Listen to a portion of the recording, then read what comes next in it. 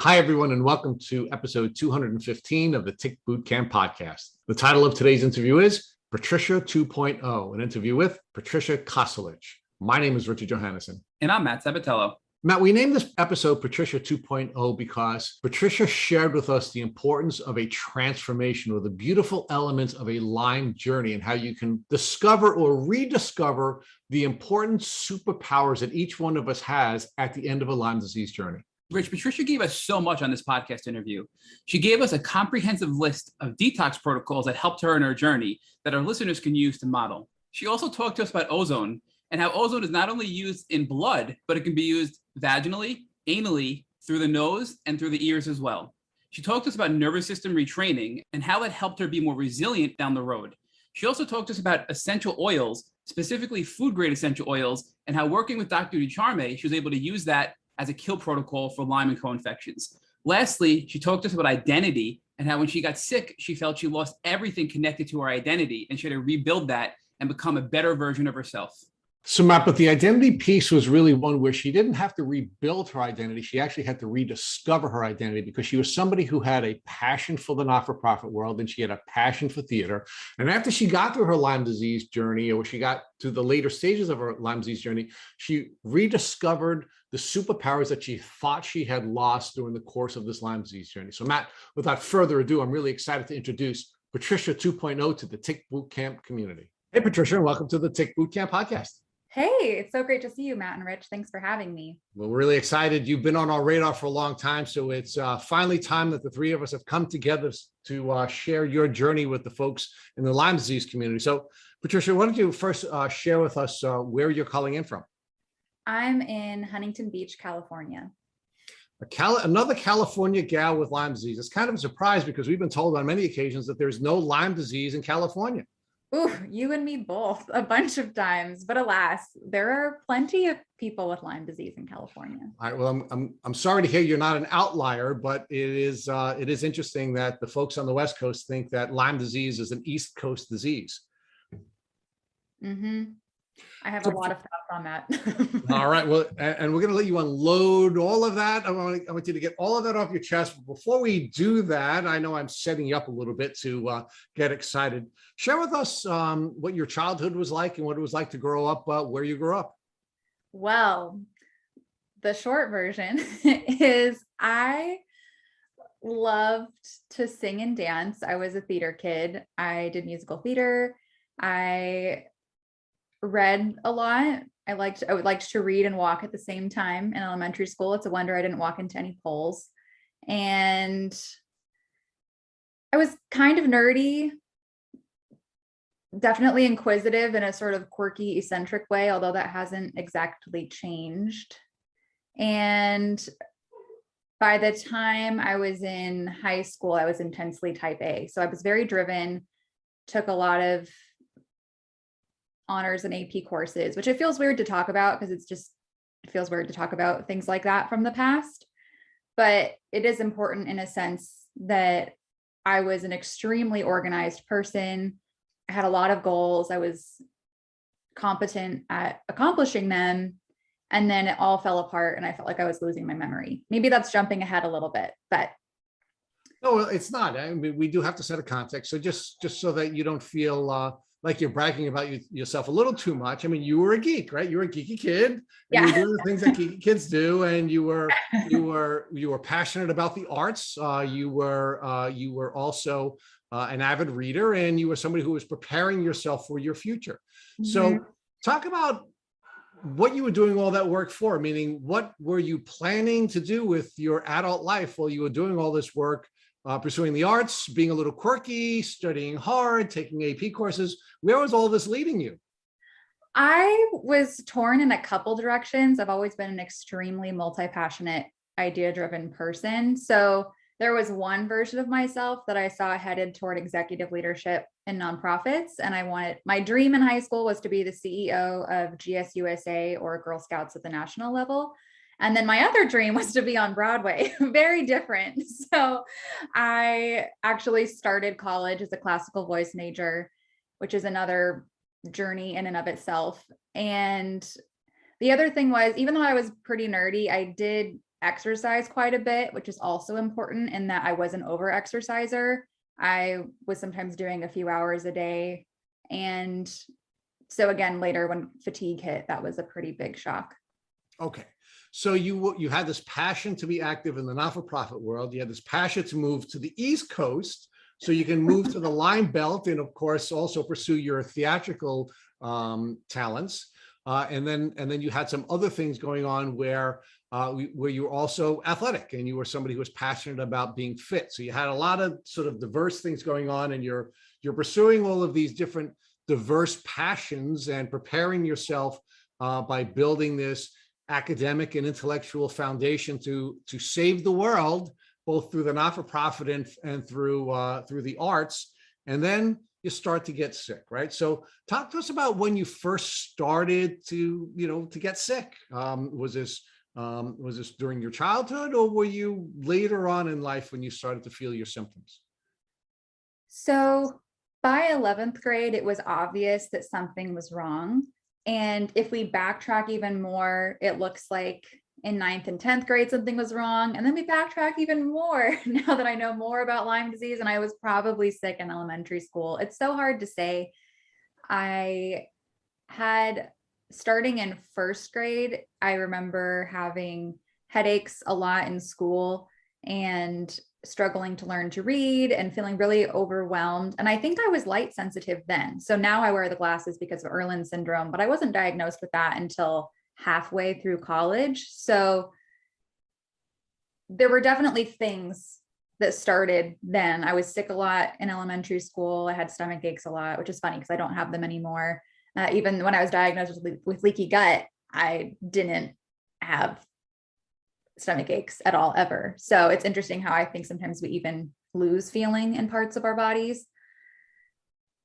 So one of the observations I have to make, just because it's just a softball, is it's really interesting that the geeky kid looks so cool now that she gets to wear sunglasses all the time. I can still be a nerd on the inside. All right. So one of the things that we've talked about with many of our podcast guests is, and this is sort of this chicken and egg scenario, where we have a lot of people who were, sickly children who later find themselves diagnosed with Lyme disease. And I just wanted to sort of get your thoughts on this one issue. Do you think perhaps you were immunocompromised genetically as a young person and then came in contact with Lyme and was more likely to become chronically ill? Or do you think perhaps you contracted Lyme very early on, and of course it just progressed as time went on, and as you had immune disrupting events, ultimately became chronic? It's possible. Okay, I don't think it's genetic. I don't think I was genetically immunocompromised. That's an interesting question. I do have MTHFR, and that's about the only thing that I could think of, because we've looked at my genes and there's not a whole lot there that would suggest, although what was interesting is when we looked at my genes, it did say I had a proclivity toward, if I got Lyme, I might get sick and stay sick. I was more susceptible. I don't know how they measured that, but that was very interesting. So I very likely could have contracted it young. I mean, even though there is Lyme in California, and I think it's really important to realize that Lyme has been detected in ticks in all 50 states, it's also very possible I did contract it in the Lyme Belt because my dad is from Long Island. Hey, your neck of the woods. So my biological father is from Long Island. And so I grew up visiting there every summer and playing in the trees with my cousins. So easily could have gotten it there at a very young age. And then maybe my immune system was strong enough that it didn't totally ravage everything and take over until much later when I was more stressed and there were other events in my life. So, well, Patricia, let's pause there for a second and let's deconstruct that a little bit. So your dad is from Long Island, which is the Lyme Belt, right? And we, quite frankly, I can tell you, I'm probably around your dad's age, that I was bitten by ticks during the entirety of my childhood growing up on Long Island. And one of the questions that I think we have to ask when we are parenting children, having grown up in the Lyme Belt, is whether or not we pass the Lyme disease on to our children through sexual transmission, meaning there is the possibility that your dad, through his sperm, could have passed the the Lyme bacteria onto your mom, and you could have contracted it congenitally. It's very possible, and we'll never know. My mom actually also tested positive for multiple tick-borne illnesses. So did we both contract? We also camped and hiked a lot when I was a teenager. So it's possible we both contracted it then, or maybe I was born with it and maybe she got it, or maybe she got it from my dad. We'll never know for sure. So let's talk about your educational background, right? You're a geeky kid. You took a lot of AP courses. You were somebody who had a very good educational experience. I think anyone who's listening to this podcast can tell you're very bright. You're really articulate. So tell us what first you learned about ticks and tick diseases during your educational experience. And I just want you to focus on your traditional education. I'll talk to you about your parents and other types of education later, but focus first on your traditional education. Absolutely nothing. Literally nothing. So you took health courses and science courses, and obviously performed at a very high level educationally, and you don't recall receiving any information about how to keep yourself safe from these vectors and the diseases they can pass on to you. No. All right, now you did share with us, Patricia, that you had a passion for scouting. You were a Girl Scout. In fact, it was such an important part of your life that you thought that might be a career path for you. And part of scouting, of course, is camping and learning about the outdoors. And you and your mom were outdoorsy people. So tell me what you learned about ticks and tick diseases from either your camping experiences or from Girl Scouts. So we did learn about vector-borne illnesses being a cause for concern on camping trips in other states, but we never learned about cause for concern in California. And the only places I went camping and hiking were California. And then I also went to Oregon when we stayed in tree houses and did a bunch up there. And it's very possible I could have gotten something on that trip. But again, we'll never know for sure. I did, though, learn a little bit more. So I actually did a short-term cultural exchange and backpacking trip in Costa Rica through Girl Scouts when I was in high school. And I did a couple other cross-cultural exchanges internationally, Thailand and Australia, and also did something in Japan later. So I did a few things, but for those, there were required immunizations. Of course, again, no mention of Lyme or tick-borne illness, but mention of other vector-borne illnesses. But I didn't really, it's terrible. I was the kind of person who didn't even wear repellent because I didn't know that it mattered.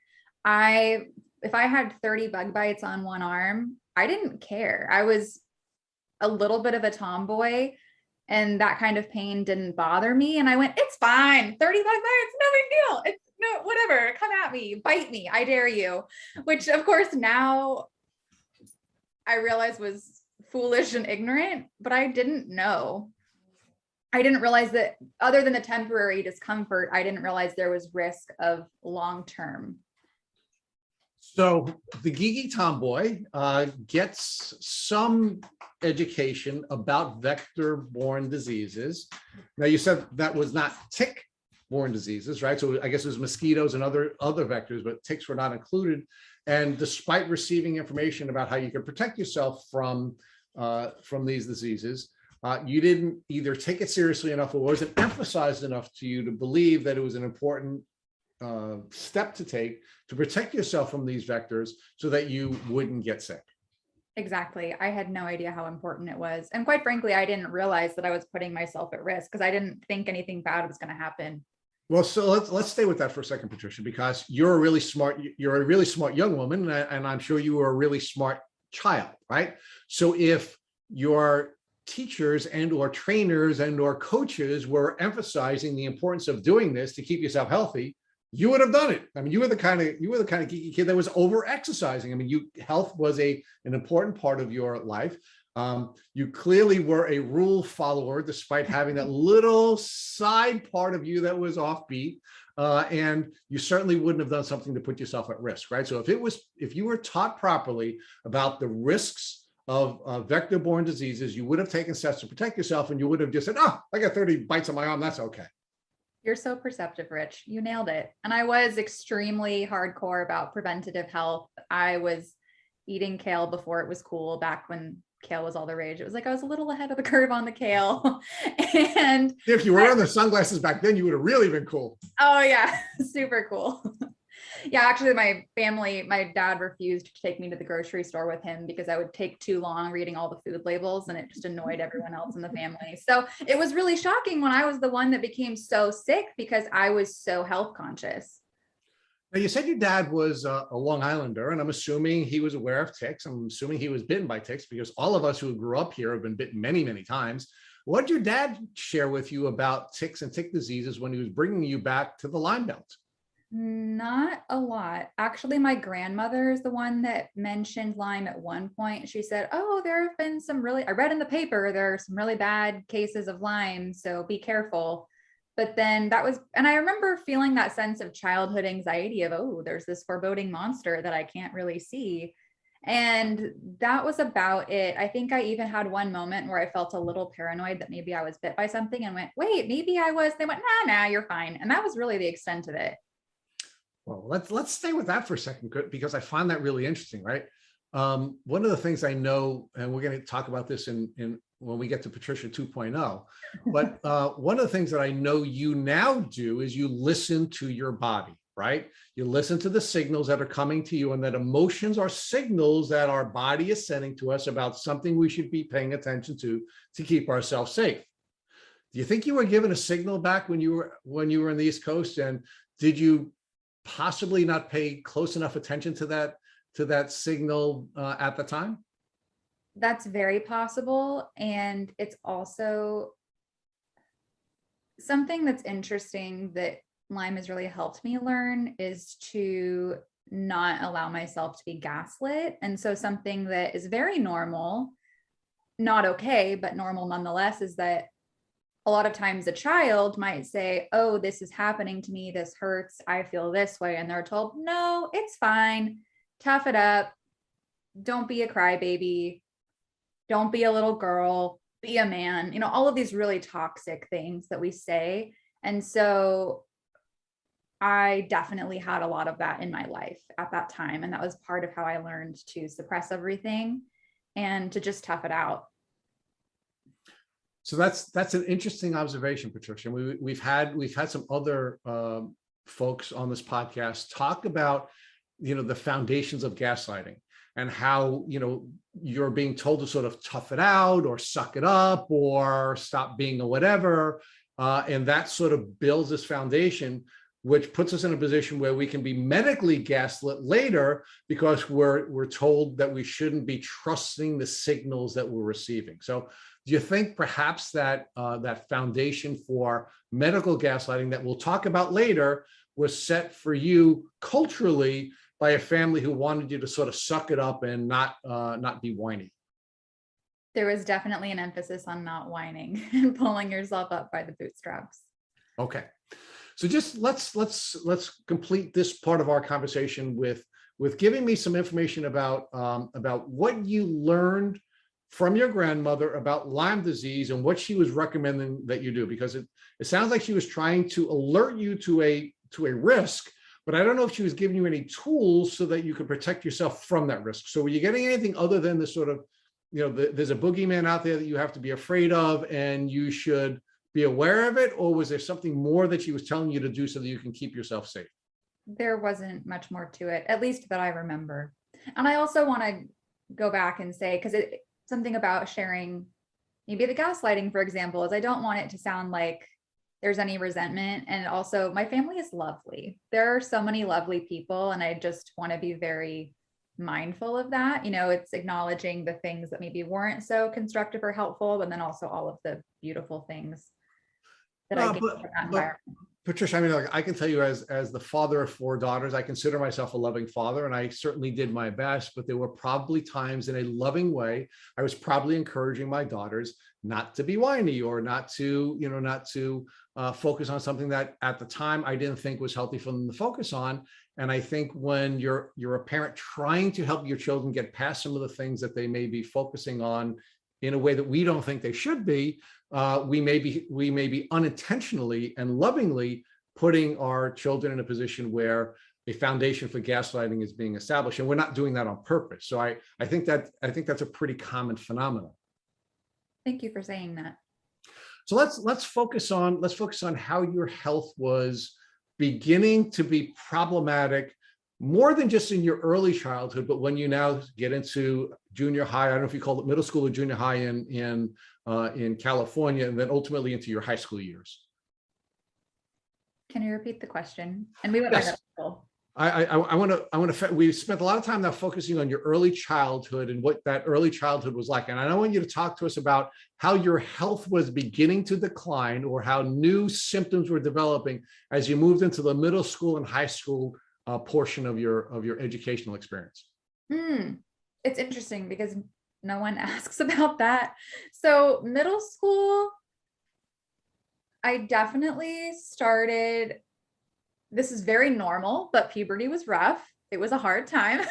How much of that was Lyme related, maybe with my hormones, and how much of that was typical? It's hard to know, but there was definitely stuff going on with my hormones. It was not a good time. I was later diagnosed with PCOS, by the way, so who knows when that started. And I started to experience ups and downs. And I don't really mean being super moody or emotional, like, oh, teenage girl, moody. It wasn't really that, but my performance was up and down. My teacher actually mentioned it in 8th grade. She went, how is it that you're the example one day and then really not okay the next day? And it wasn't acting out. That was never my thing, but maybe I couldn't concentrate or couldn't turn my work in. And then again, the next day it would be, she'd be saying, oh, we're going to share your essay with the class. Right. So it was a very up and down thing. And there were other things going on in my life.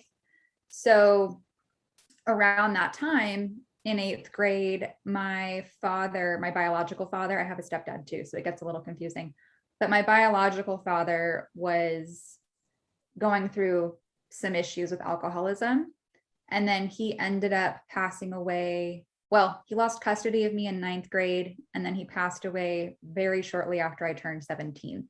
So all of this was happening at the same time that my symptoms were dramatically progressing, which dramatically complicated my diagnosis. And my experience in having talked to many, many, many Lyme patients, maybe not quite as many as you yet, but quite a few for the interview process for The Great Imitator, you learn that whatever it is that's going on, whether they were a type A student, a new mom, someone close to them died, whatever it was, it's, oh, you're stressed, that's why you're fine. And in that case, it was, oh, you're grieving your dad, that's why you feel sick and you need to see a counselor. And I knew that wasn't the problem. So that did not help. And I'm gonna ask you to pause another second and ask you whether or not you ever thought that perhaps your dad was suffering from Lyme disease and that his alcohol addiction was a method of self-medicating from some of the mental health challenges that are typical of people who are suffering from Lyme. He was definitely self-medicating something. And it's tough because I'll never have an adult relationship with him to be able to ask him some of the questions that would have been nice to be able to ask him. So let's talk a little bit about how your family's now working with you to deal with the medical issues that had presented during your early childhood and now in middle school, how these symptoms are beginning to develop. Are you seeing doctors? And if so, what type of doctors are you seeing? I started seeing a couple doctors in 8th grade because I started having knee problems when I was doing track. And that was chalked up to growth spurts. It's really common for girls that age who do sports to have knee problems after growth spurts. So that was what started. And then in 9th grade, the knee problems became dramatically worse to the point that I was struggling to walk.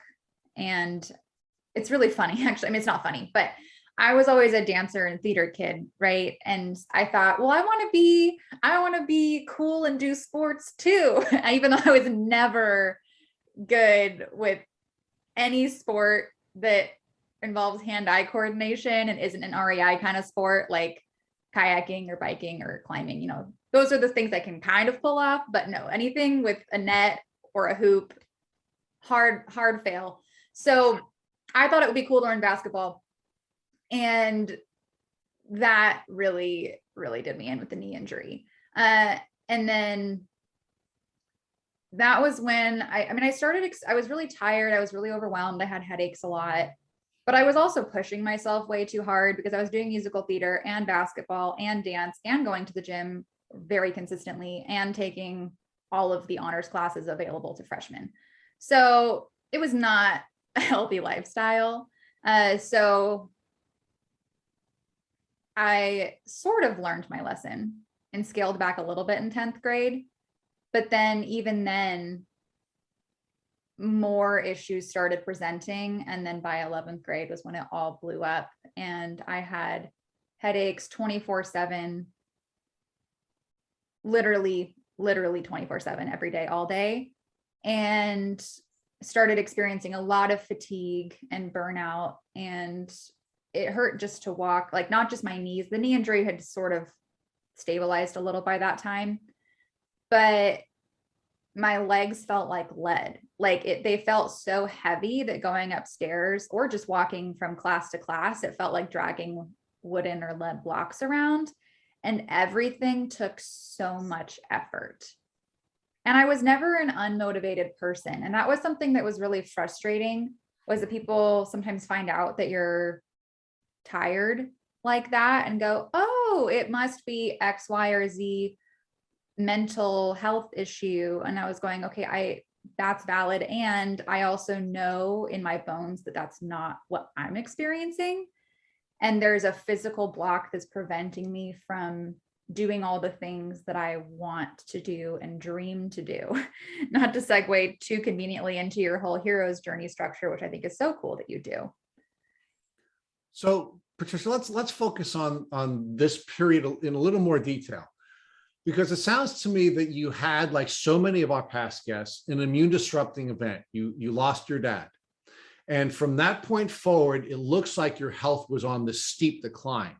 And part of what you're describing to us is that you were sort of pouring yourself into all of these many diverse interests that you had, and you were living an even more stressful life, which would, of course, be even more immune disrupting.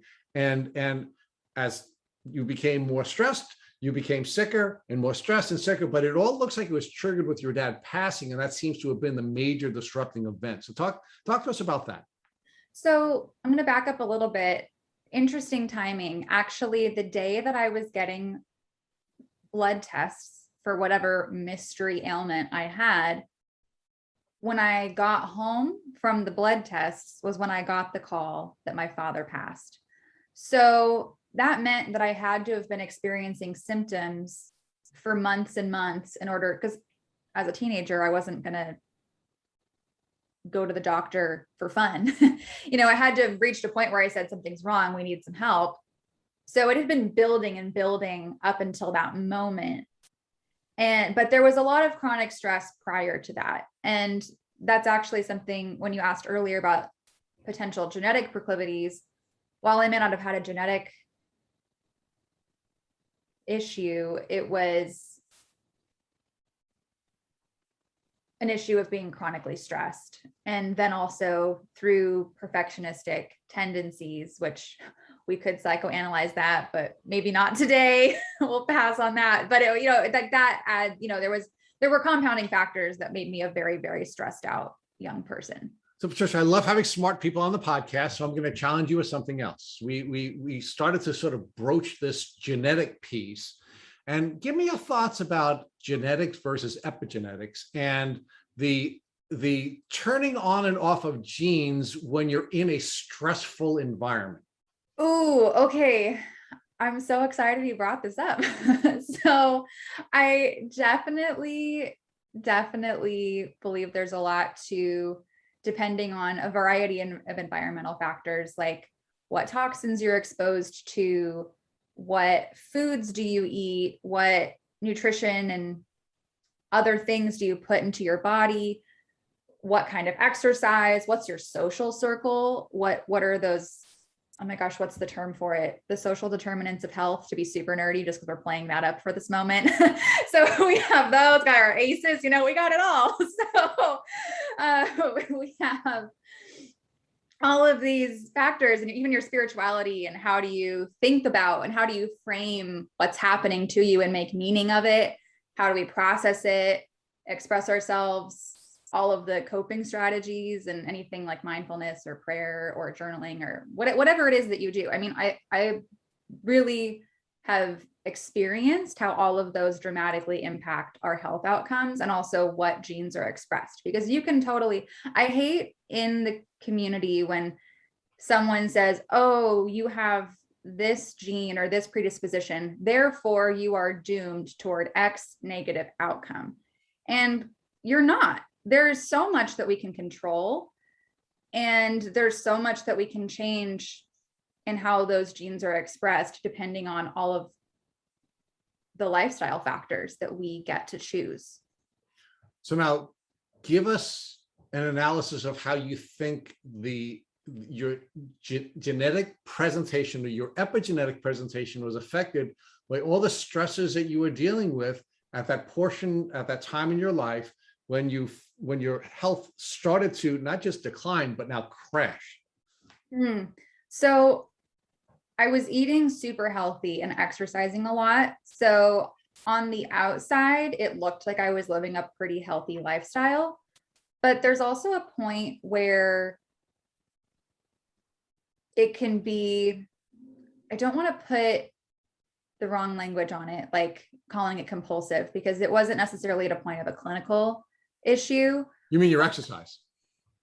That, and even just my attention to food, because I was so, and this goes along with that type A perfectionistic personality, where I was so detail oriented around doing everything the right way, to the point that it was actually not healthy, because it didn't allow me the freedom to just live my life. Well, but do you think perhaps you were responding to the signals that your body was sick? I mean, one of the questions that Matt identifies with our guests all the time is, what tools were you using to deal with your health issues before you were diagnosed and knew that you had this disease? Do you think perhaps this was a signal that you were reading, or your body was reading, so that you could live a very clean and pure life, so that you could overcome these challenges that you hadn't even been diagnosed with? Partially. So I think part of that was just my personality, that I wanted to do food and exercise in quotes, the right way, because I liked to do things in quotes, the right way. But there was still a huge gap and a lot of things being missed. Like, I wasn't emphasizing sleep and rest the way I needed to, and I had not yet learned to reject hustle culture. So there was definitely a lot of overscheduling and too much busyness. And there were some mindset and spiritual things that were very constructive to me at that time, which I think prevented me from going too far downhill. And at the same time, there was a lot that I was missing in terms of retraining the way that I saw the world and the way that I viewed myself and my role within it. Like you mentioned earlier, this desire to save the world. And I really did have that change the world, save the world mentality. And I've learned that that can actually be extremely unhealthy, because when one person thinks that they need to, and this could even, I don't identify so much with codependency, but it bleeds into that a little, where it's this sense of needing to take care of.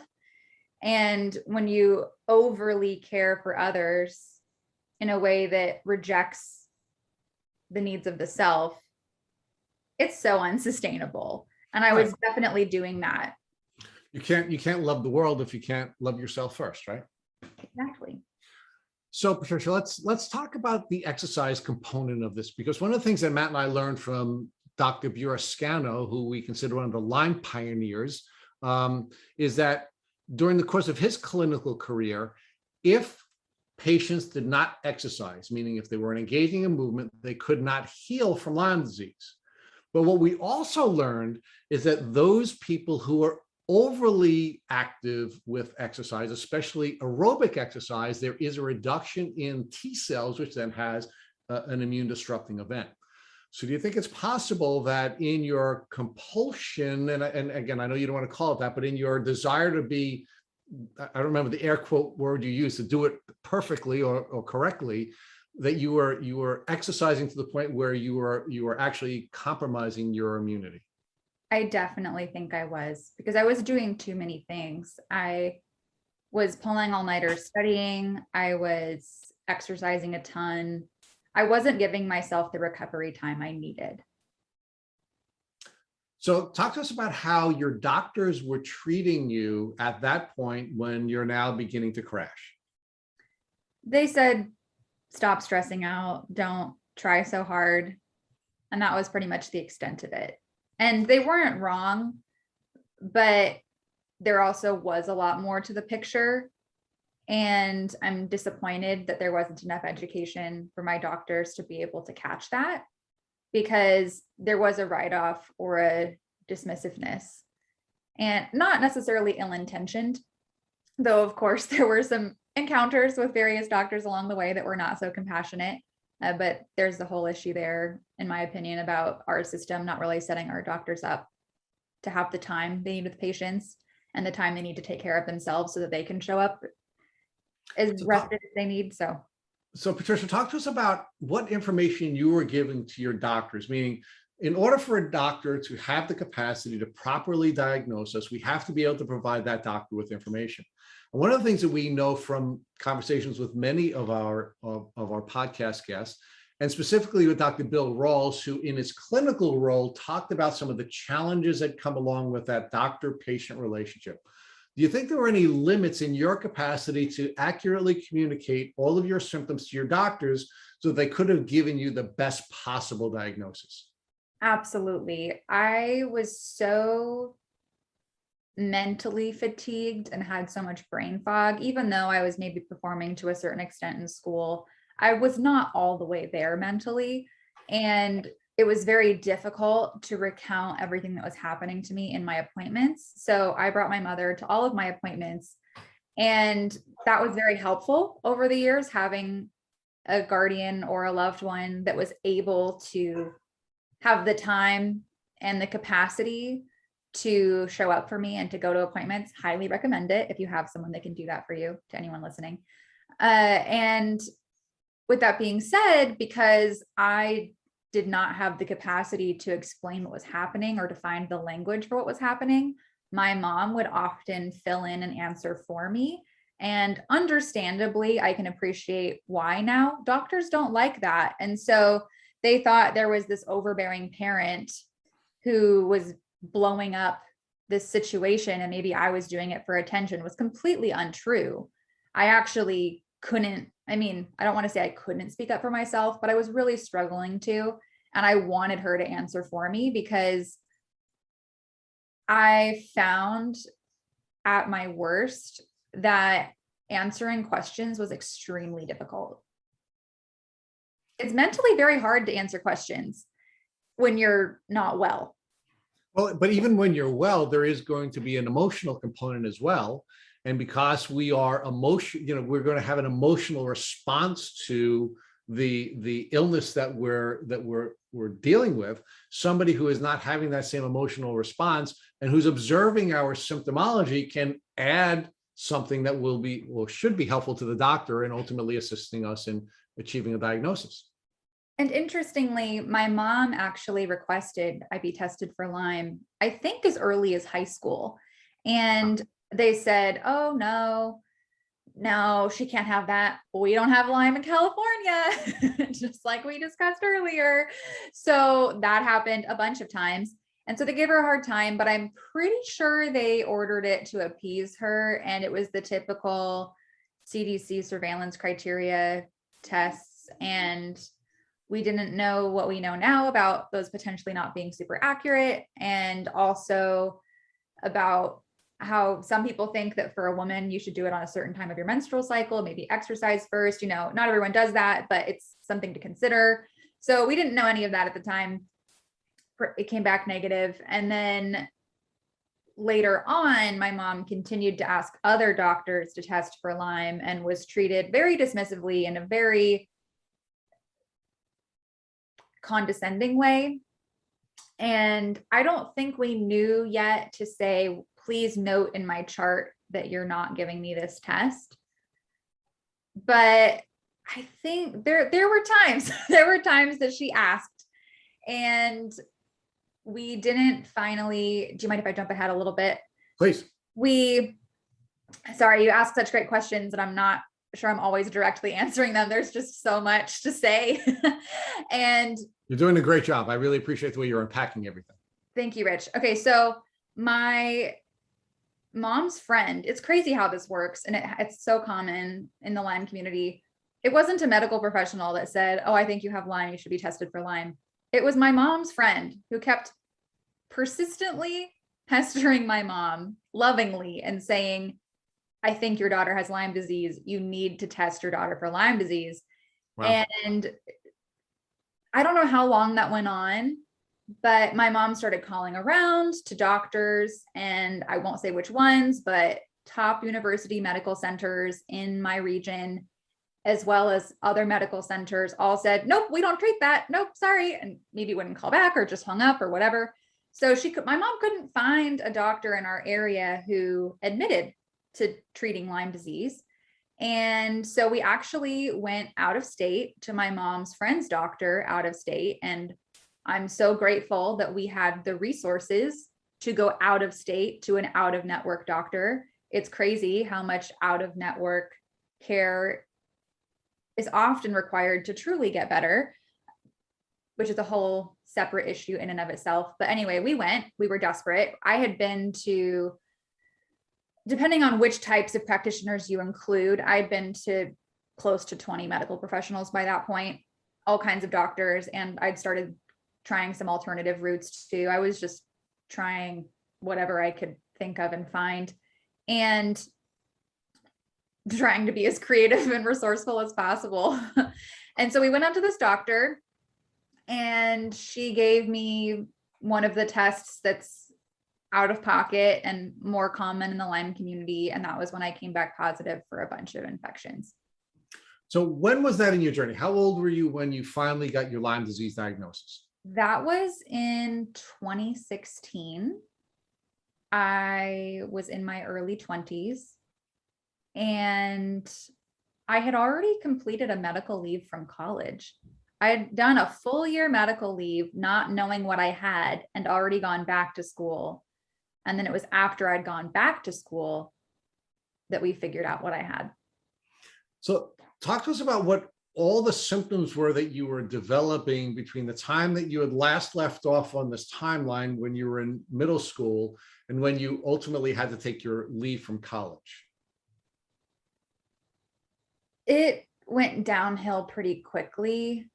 It just continued to become progressively worse. So I started experiencing memory issues. So first it was just this sense of mental fog, and I would zone out a lot. And I had some really compassionate, awesome teachers in high school, just a couple of them who I look back and I'm so grateful for how nice they were, because they knew something was going on. They knew my dad had passed away. They knew that I wasn't well. And I remember, it's such a specific example, I hope you don't mind. In statistics class, I remember I had had really poor auditory processing, and I thought maybe it was a character flaw that I just couldn't listen, because I always had to ask people to repeat instructions. It was like you could tell me something and I'd never remember it. I'd have to ask you to repeat yourself 5 times and then I still wouldn't get it.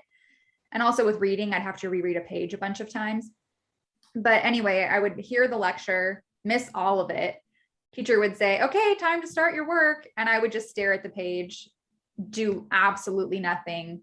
And it's crazy because this is not to be expected at all. But I had this teacher who would come over, sit down and just walk me, just like super patiently go, okay, and walk me through it, and was able to help me function. And it feels a little weird to share that story, but I was not okay. And I couldn't function normally. And the norm was that I was behind all the time and confused and felt stupid. And other people were annoyed with me because I couldn't keep up. And I don't know that anyone thought it was defiance, but maybe just not paying attention. And those couple moments of kindness where someone was able to not treat me like I was stupid and basically hold my hand and help me just take the next step and then the next step, I look back and think how lucky I was to have had those moments. And that is a blessing. And it is wonderful when we find educators who are that dedicated to their craft and to their students, that we can have those moments. But let's talk about that for a little bit. I mean, you are really smart. You are really articulate. And I don't think that's something that's new. So did you really feel stupid? Or did you feel that there was something in the way of you being successful? Because I don't think there really was a time in your entire life where you really were intellectually limited. Well, that's very kind of you to say, Rich. I did feel stupid. But what did that mean to you? Did that mean that you were intellectually inept, or that there was something wrong with you that was interfering with your capacity to achieve what you had the capacity to achieve? Now, I want to be very careful in how I word this, because I don't think that a learning difference or disability should ever be categorized as stupid. But I will say that I thought I was stupid, and I thought I had an undiagnosed learning disability or difference. And Okay. every time that I talked to an educator or someone about it and said, I think something's wrong, I feel like I'm not processing things correctly, they said, oh, but you do so well, there's no way that you have a difference. And technically, the Erlin syndrome that I wear the glasses for now, that's a learning difference. And then, as you know, having tick-borne illness will cause cognitive difficulties. So I did feel like something was holding me back, and I couldn't put my finger on what it was, because I was still a high performer, but I also knew something was deeply wrong, and it was hard to reconcile or explain that or get help. I think in some ways, because and this isn't just in terms of intelligence, but also because my behavior was one of, like you said, the rule follower. I did what I was supposed to. I was the model Girl Scout. I did my gold award. I mean, I did what I was supposed to and more. And so because of that, people assumed I was okay and said, well, kids that are having a hard time act out, they cause trouble. And I was extremely not okay in many, many capacities. But because I was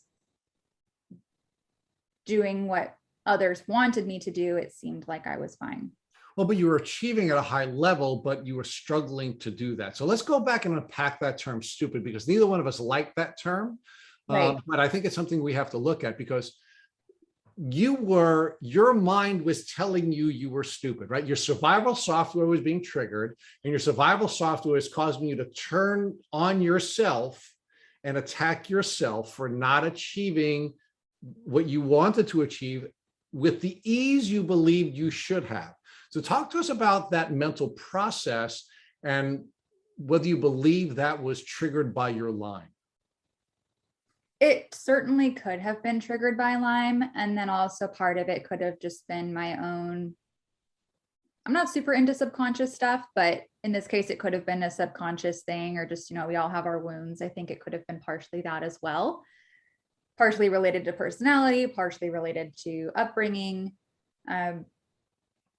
Just feeling, or do you know Yeah, that. but it could just be a part of the signals that we all have, part of the survival software that gets triggered, distinguishing our mind from our cognitive function. And it was just the way your mind was acting in that moment in response to the threat that you were feeling by not achieving what you knew you could achieve. And something that I wonder, and this is me externally processing, but something I wondered, because I was always the last one to finish everything. I was always the last person to finish a test and just took my time with everything. I always felt like I was not good at regurgitating things. I wasn't really good at memorization, but if I could understand the process or the theory behind something, I could work backwards to finish it, which is why everything took me so long.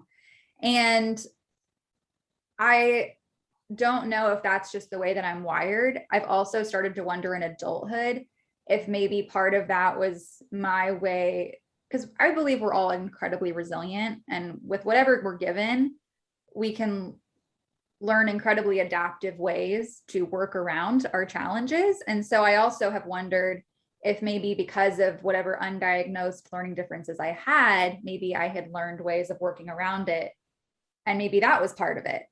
So we'll never know. The more I hear about adults with ADHD, which I don't have a diagnosis for, the more I think, oh, this is so interesting. There's so much about the brain that we're not taught at a young age that I feel the more that becomes available to us. I'm just curious how that will affect ease of functioning in the world.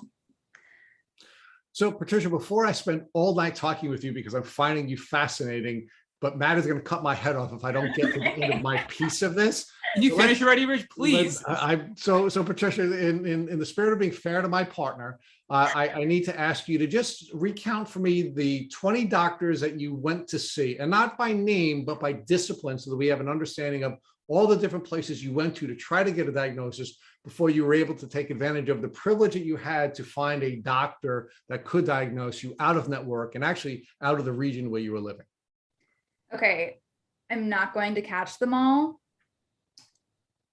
Just the general GP first, pediatrician, family doctor, and then doctors at school. So in college, I went to the school health center quite a few times. I was a regular, not sure how they felt about seeing me so often. And then I went to a neurologist and an endocrinologist, and I don't even remember all of the specialists I went to. I just know that we ran the gamut of tests, MRIs, CAT scans, and tons of blood tests, nasal swabs, other tests that no one likes to talk about because they're unpleasant, just so many tests. And I went to an allergist and started seeing various types of chiropractors and did some body work. I'm definitely missing a bunch. Oh, I saw a nutritionist too. Just a lot. If you name it, I probably saw them at some point, and I'm just forgetting to mention them right now. So Patricia, I have so many questions to follow up on what Rich was discussing with you. So the first question I want to explore deeper with you is about testing. So you mentioned that people have different beliefs about how you can provoke the Lyme bacteria to come out more aggressively, so these inadequate tests can pop positive correctly and give you an accurate diagnosis. So we've heard people tell us that if you exercise, it'll bring out the Lyme bacteria. If you eat things like sugar, which the Lyme bacteria feeds on, it will bring out the bacteria and you'll test positive. So we've heard a lot of interesting things like that to help people get an accurate diagnosis. But we've never heard somebody tell us that you need to test during a certain time of your cycle. So can you talk to us more about what you've heard about that so our listeners can learn from that as well? I will do my best. Of course, I'm not a medical professional who's qualified to say. I remember the doctor I was seeing at that time. I've seen a few different Lyme doctors at this point. I would definitely tell people to ask their doctor and to look into it. I feel like it was supposed to be day 21, but I could be completely wrong. And as far as why that is, I really couldn't tell you. I also know that there are people who say things about the moon cycles and how that affects the Lyme bacteria. So there's something there potentially. I just can't give you the biochemical breakdown as to why. I'm so sorry. No, I think that was very helpful, Patricia. And you did say that your mom was aggressive in getting you tested before you got diagnosed. And when they ran the typical screening, at your regular doctors, it sounds like you didn't test positive back then. Is that correct? Yes. And then eventually your mom's friend kept urging you to see a specialist, and you had to leave the state to see a specialist and get a specialized test. Now, was that IGeneX that you ran your blood work through? We did IGeneX and DNA connections because of the politics of treating Lyme disease. That doctor was extremely concerned and wanted to have 2 positive tests from 2 separate labs to show, look, this person was definitely positive for Lyme. And that was what she felt safe doing in her practice. And you tested positive on both IGeneX and DNA connections? Yes. Were you tested for any co-infections as well? Yes, I tested positive for Bartonella Hensley, Ehrlichia, and oh my gosh, I'm forgetting some other ones, but there were a few. And I know if you're not comfortable sharing the name of the doctor, you're comfortable sharing the state you had to leave California to go to get this diagnosis and to see a Lyme specialist. Out of respect for that doctor, I won't share because it's their wishes that they be kept extremely anonymous. Okay, so Patricia, once you got diagnosed, did you continue to treat with this doctor, or did you find a doctor more locally in California that you can treat with?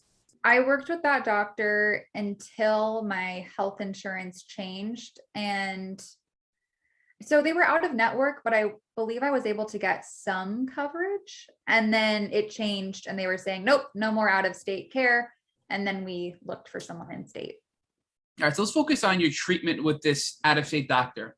When you first got your positive diagnosis for Lyme, Bartonella, Ehrlichia, and other co-infections, what was the first treatment protocol you were given by this doctor? The first treatment protocol, we started with a mix of herbs and antibiotics. And of course, and oral, not intravenous. I never did intravenous antibiotics. So as you know, there's so much about how all of that is done and people have mixed views about it. I personally believe that I benefited from the mix of herbs and oral antibiotics, but we also were very careful to make sure I was taking something that would address all 3 forms of Lyme simultaneously, so that if it were to shift from the spirochete form into a cyst form, for example, to resist the antibiotics, I was taking something that would attack all of those forms. And Patricia, if you don't know the answer to this, it's totally okay, but I'm gonna push you a little bit here because I think you're super smart. Can you tell us what are the 3 forms of the Lyme bacteria and what antibiotics were you given to address each of them? I think it's spirochete, cell wall deficient. That's the one I'm not sure about. And cyst form. I don't know. Thank you. I don't know which herbs or which antibiotics specifically addressed which form. I just know that I was doing several at the same time to address them all, and that we were rotating them pretty frequently, trying to avoid the whole superbug issue or antibiotics resistance. I was also taking probiotics. So I had a very detailed schedule. The spreadsheet was a nightmare. My mom is a scientist and she managed that. But that schedule was a full-time job where it was wake up, have breakfast, do the antimicrobials, and then 2 hours later, take your probiotics and immune support protocols, and then repeat again later in the day. So I was doing that cycle twice a day, every day. So do you recall the names of some of the antibiotics or all the antibiotics that you were on? I know you mentioned that you cycled and there were a lot of them, but do you recall the names of specific antibiotics you were on? I believe I would have to go back in my records to check because I was so foggy. I couldn't always remember everything, but it was written down. So doxycycline at one point, azithromycin at another point, Zithromax. I'm not sure if that's the same as some of, I don't know. There were, I also did the yellow one that's a malarial drug. I believe. Oh, the Atavaquin one? I probably am butchering the name of it. I didn't do the one, there's one that starts with a C that often causes Achilles heel issues. I didn't Clindamycin? I didn't, oh gosh, see, this is why I actually can't answer this one. I didn't do the one that causes the ankle injuries. But I did one that's common for babesia and malaria. And I remember it was like yellow paint color. And sorry, I don't. No, it's okay. So, but it sounds like you were hitting it from both ends. You were using antibiotics and other types of pharmaceutical drugs like anti-malaria medication to address the Lyme and various other co-infections, but you're also hitting it from an herbal standpoint, if from a kill protocol side, right? So you were killing the pathogens with antibiotics, other pharmaceuticals, and herbs, and then you were using herbs and other supplements to rebuild your body and strengthen your immune system. It sounds like as well. Yes. And then later on, I also added ozone therapy as an antimicrobial protocol, partially because it also has regenerative properties and it doesn't have the side effects and doesn't cause the damage to your microbiome like the antibiotics will. So ozone was big, and there are other benefits too, like just oxygenating your body and just, all the other things that does that are positive in addition to killing the bad stuff. And I did a variety of other things too, like the dreaded coffee enema, which I never thought I would admit publicly in a recorded platform, and did a lot of yoga. Actually did yoga teacher training at one point, and just a lot of mindfulness. While I have issues, people saying that it's in your head, I do think that working with a professional mental health counselor is very helpful. So I did therapy for years with someone who had a health psych background and also was very familiar with trauma and adult children of alcoholics. So that was very helpful. And I worked with a practitioner who did a mix of body work and modalities to help with nervous system regulation. So it started out with somatic experiencing therapy, but then that practitioner transitioned more into organic intelligence, which has a different approach to nervous system retraining, and also some cranial sacral and things like that. All right, so you just gave us a whole bunch there. So to back up, so does Metron ring a bell? I just want to give some clarity for the Babesia stuff, because Metron is, I think, the brand name for Ativaquan, which I can't pronounce, which is the common yellow substance for Babesia. I think so. Okay. So now you mentioned, so we're going to kind of go back and really unwrap all the stuff you just gave us here. So talking about the herbs still, I know you mentioned that there were some antifungals as well. So do you remember any of the herbs specifically you were taking to address the antimicrobial properties and also the rebuilding properties? Okay, so I also took a pharmaceutical antifungal. I actually still take nystatin, and I've done so many herbs. And the thing is, I've done a lot of herbal tinctures that are blends. So you know how some people are very sensitive and maybe take one at a time, like they're only taking cat's claw, or mine are all a mix. So I'd really have to go pull out the bottles and read you what's in them, because there are so many. So Patricia, give us an idea. Day one, you get your treatment, you're taking all the antibiotics in the morning. 2 hours later, you're taking your probiotics and all the other herbals, and then you're rinsing and repeat that in the afternoon with your mom and your schedule, and you're doing this every day. Day one, how do you feel after starting this protocol? I felt awful. With that being said, I don't think I had a super crazy Herx my first day, the Herxheimer reaction, which I'm sure your listeners already know what that is. But if anyone's listening that doesn't know what that is, it's the toxic overload reaction. When you start killing the pathogens, they release all of these neurotoxins that make you feel like garbage.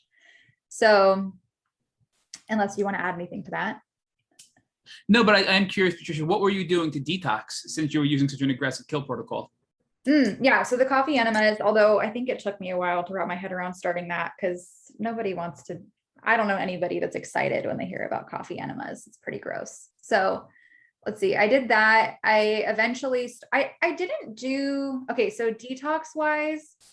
Were you doing anything in the beginning when you first started the protocol with your doctor out of state from a detox standpoint? She gave me a sheet, and the main thing I was doing then, I was taking binders. So chlorella, activated charcoal, bentonite clay in capsule form, away from food, away from supplements. That was the main thing I was doing back then.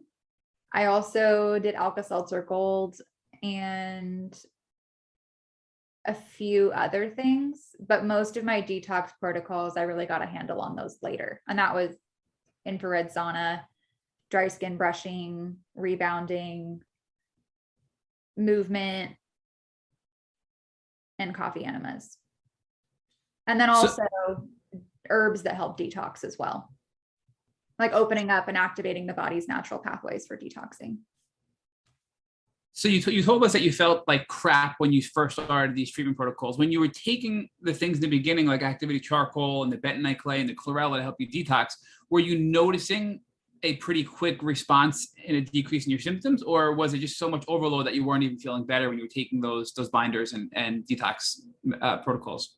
I was so overloaded. I felt like garbage before I started. I felt like garbage after I started, and I felt like garbage after the binders. I just felt like trash all the time. And people would go, "Oh, do you feel better?" I was like, "I don't know. I feel the same, and the same is bad." So I was just a vague sense of not well, and it was very non-specific, which can be very confusing, and the ambiguity can be difficult to work with because you go, "Well, what's working?" And it was like, "I have no idea. I'm hoping this stuff is working, but I still feel the same." And that went on for quite a while. I had to look at things more so in terms of a few months at a time. Like 3 months into treatment, I looked back and went, I still feel bad. So if I went only based on how I felt, I wouldn't be able to measure a difference, but I can see that I have increased capacity to what I did a few months ago. So even though I was still in a lot of pain, my head still hurt, my memory was not the best, and I was dealing with all of those dementia-like feeling problems, I saw that I could do more. And that was incremental throughout the whole process, where 3 months, 6 months, 1 year, I could see, wow, I can now do this thing. I feel ready to handle this thing that I want to do that I definitely could not have done a year ago. Will it be easy? No, but I know that now I can tackle it, even if it will be challenging. And learning to recognize that capacity was really how I figured out how much progress I was making.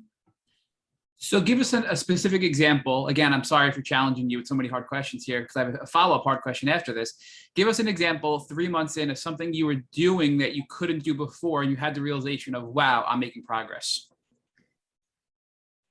I don't remember exactly what it was 3 months in. I think it was more so at that point that maybe loved ones were, it was mostly school related. I was doing a little bit better in school. Cognitively, you were able to do more, and the brain fog was lifting a little bit, it sounds like. I still felt a pretty thick fog. I don't know that I would say it felt lifted. It was definitely San Francisco type weather, but let's see. I don't know. It took years before I felt like I started to get my brain back. And that was a whole thing in and of itself, feeling like I didn't have my creative capacity, and being someone that identified heavily as a thinker, I felt like I couldn't think. So that was interesting. But no, it was more so just that maybe I was able to do more activity. I think a better example is jumping ahead a couple more than a year into treatment, because then it was more measurable or more specific, where when I went back to college right after my medical leave, I was doing the minimum number of credits to be considered full-time. I was only doing 12, which is still a lot, but going from what some students do, that was a big reduction in course load for me. So when I went back, I did no extracurriculars. I had quit all of my leadership positions. I quit the music major because music is a very difficult major, and it's very physically rigorous, which not everyone realizes if you're a performance emphasis. So I quit all of the 1-credit music classes. And so when I went back, I was really only showing up to my required classes and then going home, sleeping, eating, sticking to my very structured food list and supplement routine, and going to the doctor. And that was pretty much all I did. And then the next semester, I added in, it was actually a really big deal. I received a position on Associated Students on the event programming board. And that was pretty intense And I definitely knew it was going to be a big stretch, but I also didn't want to not in a FOMO sort of way exactly, but I didn't want to miss out on the college experience and opportunities that I would never have again after undergrad. So the fact that I went from doing nothing beyond class to then having this very involved leadership role was a really big deal. And then the year after that, I became an RA, or a resident assistant, in the dorm halls. And that is a really involved role. And that was something that I was very much measuring with my Lyme treatment progress to decide what types of roles I would apply for. So Patricia, give us some time context here. How long was it from the time you took your medical leave and started treating until the time you went back to college in a limited capacity? So let's see, I took my medical leave spring of my second year of college and slept 14 plus hours a day, went to the doctor, and that was about all I did. I had to receive permission from my doctor that it was okay to sleep 14 hours a day and to do nothing else. And I did do yoga teacher training during that time. There was actually the natural NRF2 activation that I started during that time. That was right after that I started yoga teacher training. And then I went back to school maybe a half a year after that. And then I was diagnosed with Lyme within a half a year after that. And had that rough semester of just very reduced capacity. And then had 2 more years of college, undergrad after that. And then I did a master's immediately after. Does that answer your question? It does. Yep. So you Okay. took your medical leave before you even got diagnosed. Yes. Okay, gotcha. So you were back in school while you were treating, and you were making these little, I shouldn't say little, these really major steps of going, part-time, and then taking on more coursework and participating in extracurricular activities, and then being an RA. That built up over the time of several years leading up to grad school. So a couple of questions that I want to back up to again. So this is, I don't think there's a right answer to this question, so feel free to just express your opinion on this. We've heard from people that looking back, they think treating so aggressively that they hurt so bad and detox doesn't make them feel better is a bad thing. And we've heard from other people that it's a must and necessary to overcome Lyme disease. So what is your opinion? Do you think that you had to be as aggressive as you were, to be as sick as you were from herxing without any relief? Or do you think you could have taken it maybe a little bit milder and had the same results that you've had today? It's so hard to say. And I believe it's important that it be individualized. So I would not want to say as a blanket statement, well, I think this and I think everyone should do this, because what's best for me may not be what's best for someone else, and vice versa.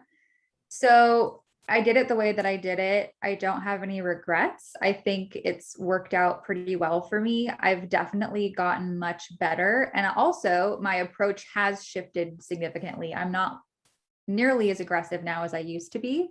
I focus much more on what's sustainable over the long haul, what allows me to live my life. And I'm not as focused on aggressive killing protocols. With that being said, I also might be in or close to remission. It's so hard to know that for sure, definitively. So I think it depends. I think there could be merit to taking a more gentle long-term approach to treatment and supporting the immune system.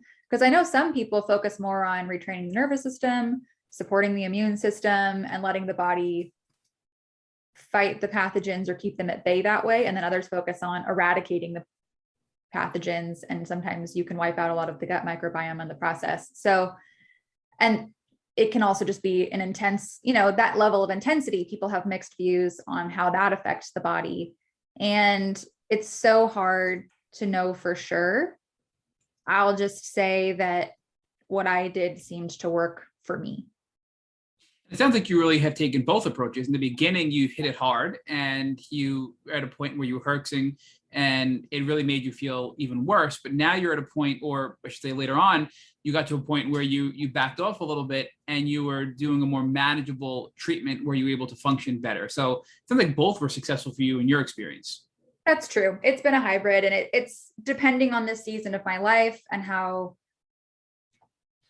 I'm progressing and what's going on and what my goals or responsibilities are. We've adjusted it around that as well. Like there were times when, for example, if I was going, because I was in college and was a student, if I was heading into finals season, we would not start a new antibiotic before finals. And there were times, oh man, what's the one where it's an antibiotic shot in the butt? It's very, oh my gosh, I don't remember what it was. It starts with a B, bicillin, I think. Yes. One. So I was doing those, and that was that may have been my strongest Turks ever. I was not a pleasant person to be around after that. It was really rough. And so I started it during grad school, and we decided to cease and desist and resume after I graduated because it was too much. So just a few house cleaning questions to get us caught up chronologically before I ask you some side questions again. Give us an idea of when you left your out-of-state doctor and found your local doctor, and if you're comfortable sharing, who that doctor is, and if not, that's totally fine. And then also, when did you stop the antibiotics? So really, when did you transition from your out-of-state doctor to your local doctor, and when did you transition off of antibiotics into a more or primarily herbal and natural healing modality? So in the beginning, it was a strong mix of both.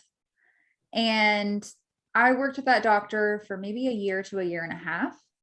And then I switched to an in-state doctor. I briefly worked with a doctor in Beverly Hills, but then we found Dr. Nicola Descharme in San Diego. She was 12. You know her? We've interviewed her. She was one of our first guests. We love Dr. Descharme. She actually donated some of her products to our Global Lyme Alliance fundraiser. She is amazing. Okay. One of the best doctors out there, in our opinion. Big fan, big fan. Love her a lot. Okay. So she's my current doctor, and I've been working with her since probably January of 2019, I'm guessing, or no, winter of 2018, I think is when I started with her. And she's fantastic. And she was conveniently a 12-minute drive from my college campus. Talk about serendipity. That's amazing.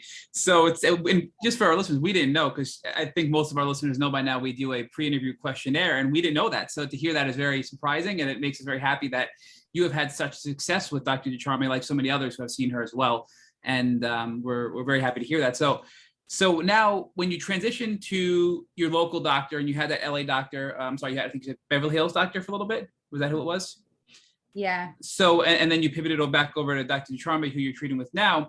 It sounds like you're on a just natural treatment protocol with herbs and supplements and things like that. Is that correct? Yes. Let me think. So I went off of a lot of antibiotics actually when I switched to the Beverly Hills doctor. And then we ended up doing, when I switched to Dr. Nicola, and I try to be careful about saying which doctor and the antibiotics, just because I am so grateful for my doctors, because they have helped me get better, and I just don't want anything to ever be used against them. But when I switched to working with Dr. Nicola, we did start doing a lot more herbs, and then also essential oil protocols. And of course, many of them are not safe for oral consumption. So I just want to say that. But we did that, and I did do bicillin and a couple other things after that, but I also started incorporating more ozone therapy and other things like that. Okay, so I do want to jump back. You mentioned that you were a very creative person, and because of your intense brain fog, you feel like you lost that.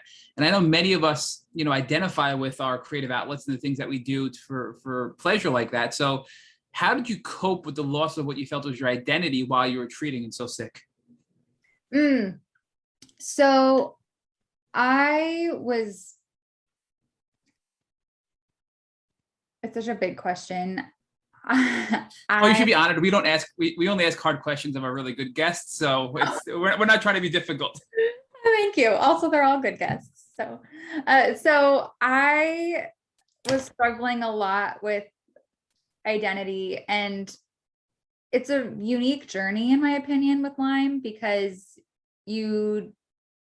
I felt like everything was stripped away.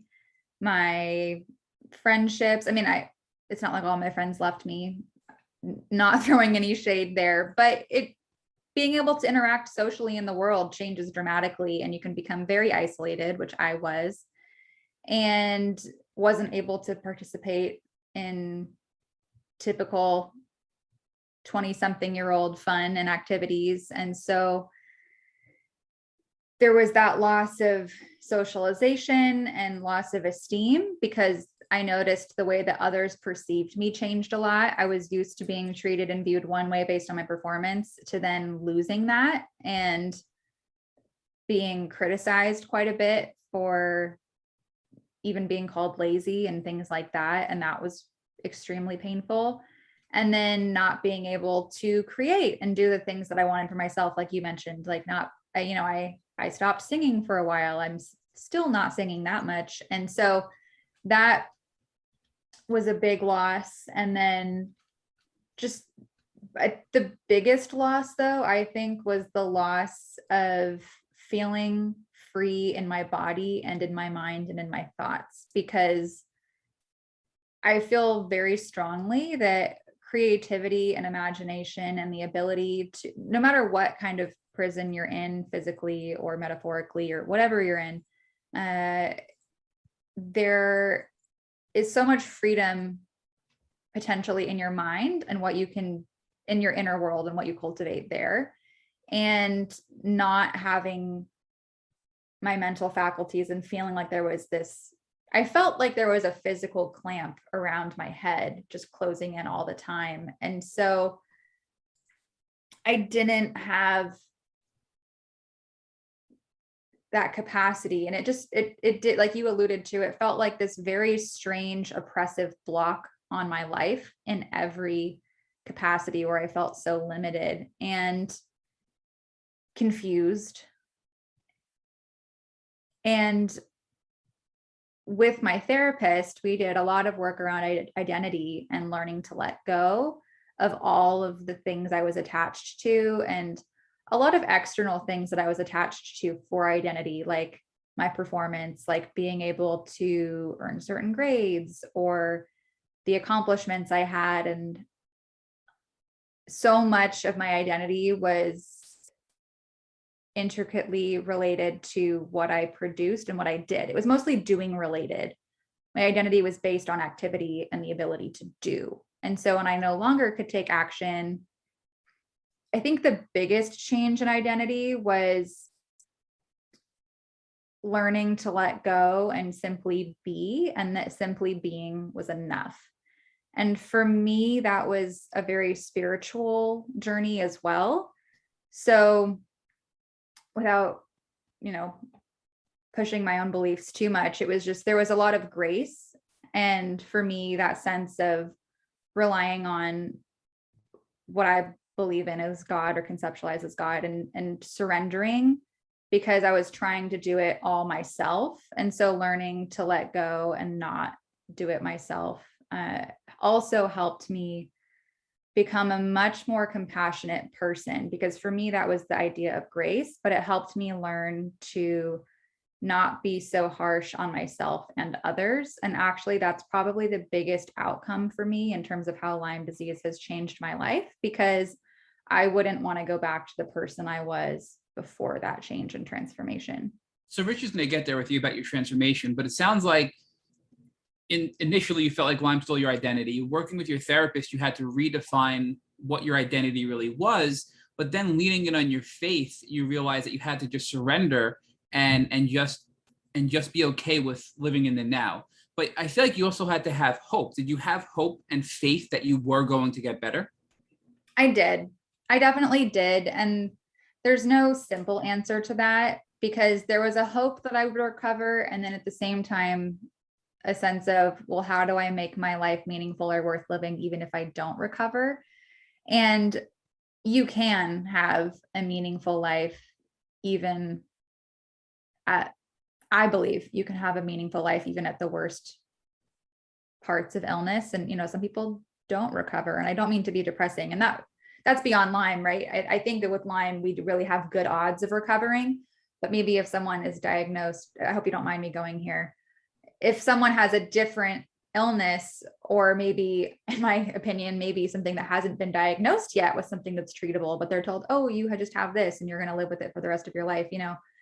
So many people who turn out to have Lyme disease are told that with other diagnoses, and not to get too opinionated on that, but it's, for me, holding on to that hope of recovering was big. And I remember a specific moment when I felt good enough that I remember standing there and thinking, I feel different. I still feel very, very bad, but it's good enough. If I had to live like this for the rest of my life, I could do that. Because there was a point where I was in so much pain where I was thinking and praying, I don't think I can make it. I don't think this is sustainable. I don't know how anyone survives living like this and this level of pain every day. And so I was thinking I was dying. And I was never quite suicidal or having a lot of suicidal ideation, but I reached a point of praying, like, please take this away from me, and trying to make peace with, if I did die, trying to be okay with that and really confronting mortality in that way. And that, of course, brings a lot of shifts about my worldview and how I view life. But it was really profound when I reached the point of thinking, as hard as this is, it's a little bit more fathomable to make it through and still be optimistic and hope that it will continue to become easier and better, but to say, I can live with this. So Patricia, I just want to expand upon what you said, because we couldn't agree more that people can have a purpose and an impact in life when they're at their worst and bedbound.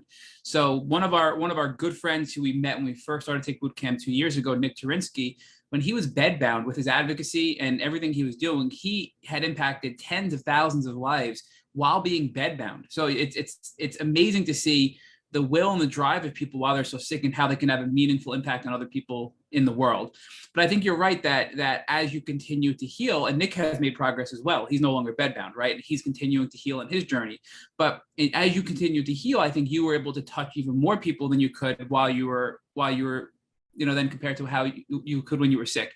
But the question I really want to ask you is, without that hope, would you have a desire or a will to treat? Because treating is difficult. So if you didn't have hope that you could get better, do you think that you would have treated the way you did and gotten the successes that you've been able to achieve over the last couple of years?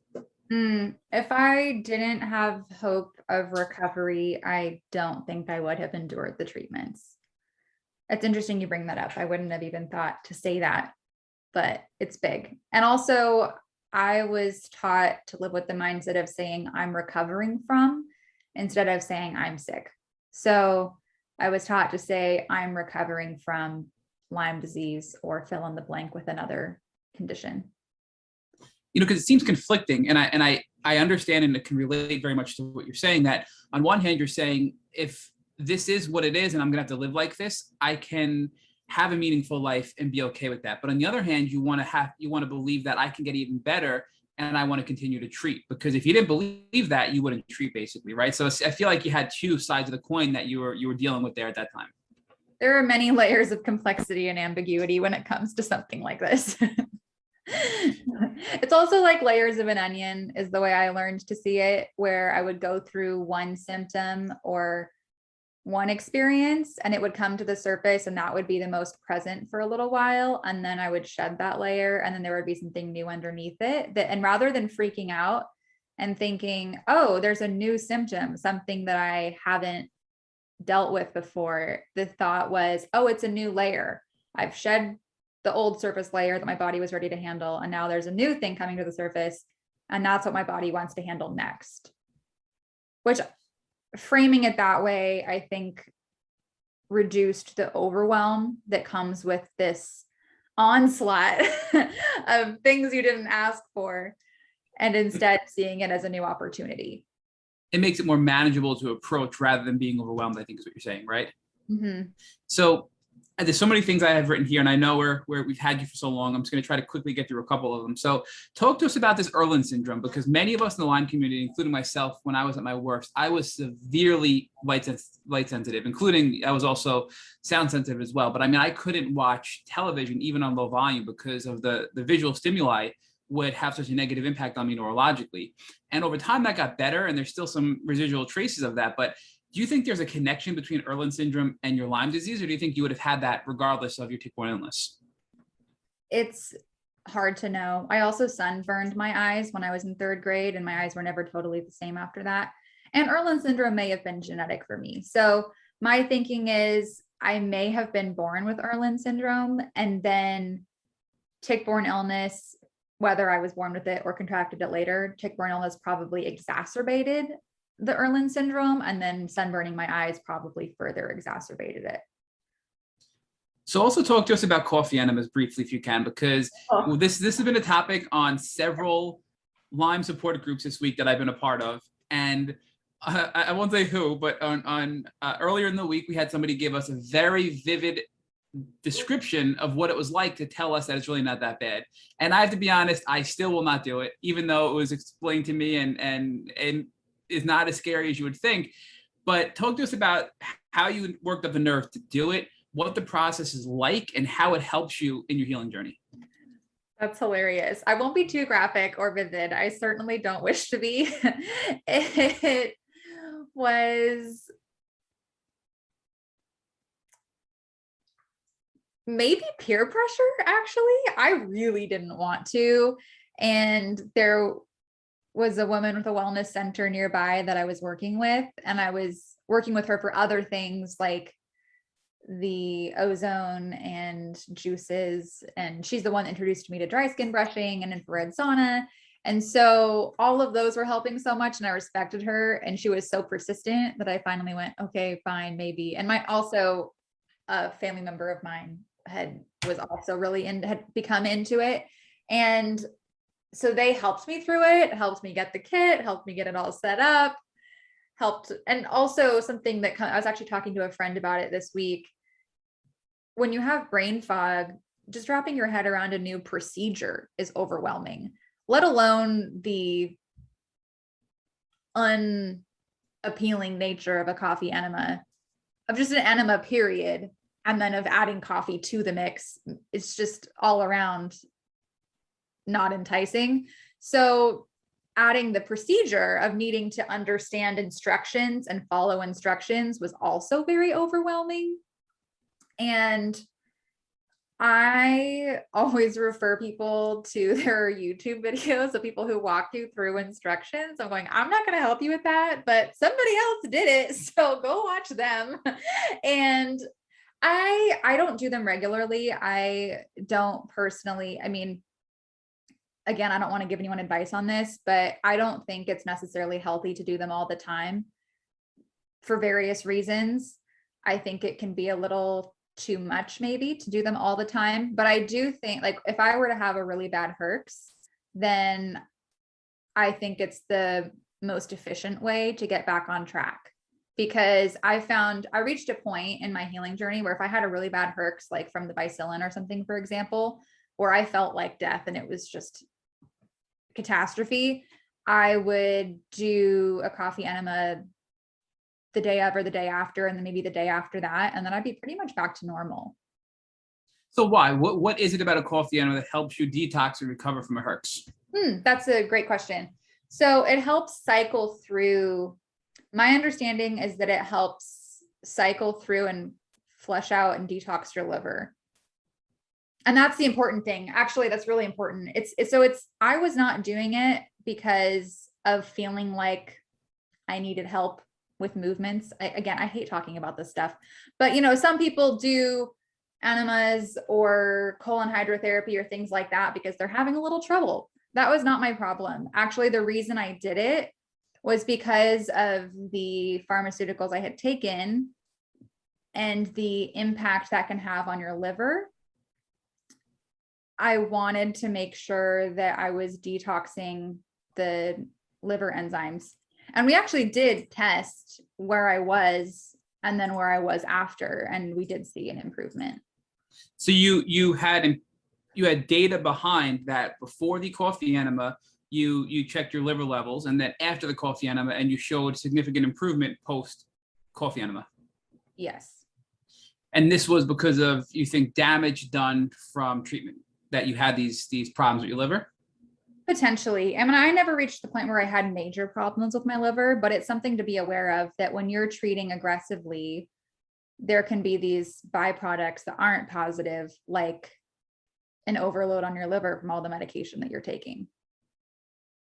So the So it's more next, preventative. Oh, sorry, I didn't mean to oh, interrupt. that's okay. So it's more, I think you said as a preventative. Is that what you said? Yes. So Patricia, the next question I want to ask you is about the nervous system retraining. And I know you mentioned that it was called a couple different things as they transitioned it from one technique to another. But overall, give us a general idea of what is nervous system retraining, and how is that helpful for you to recover from Lyme disease? So there are different approaches.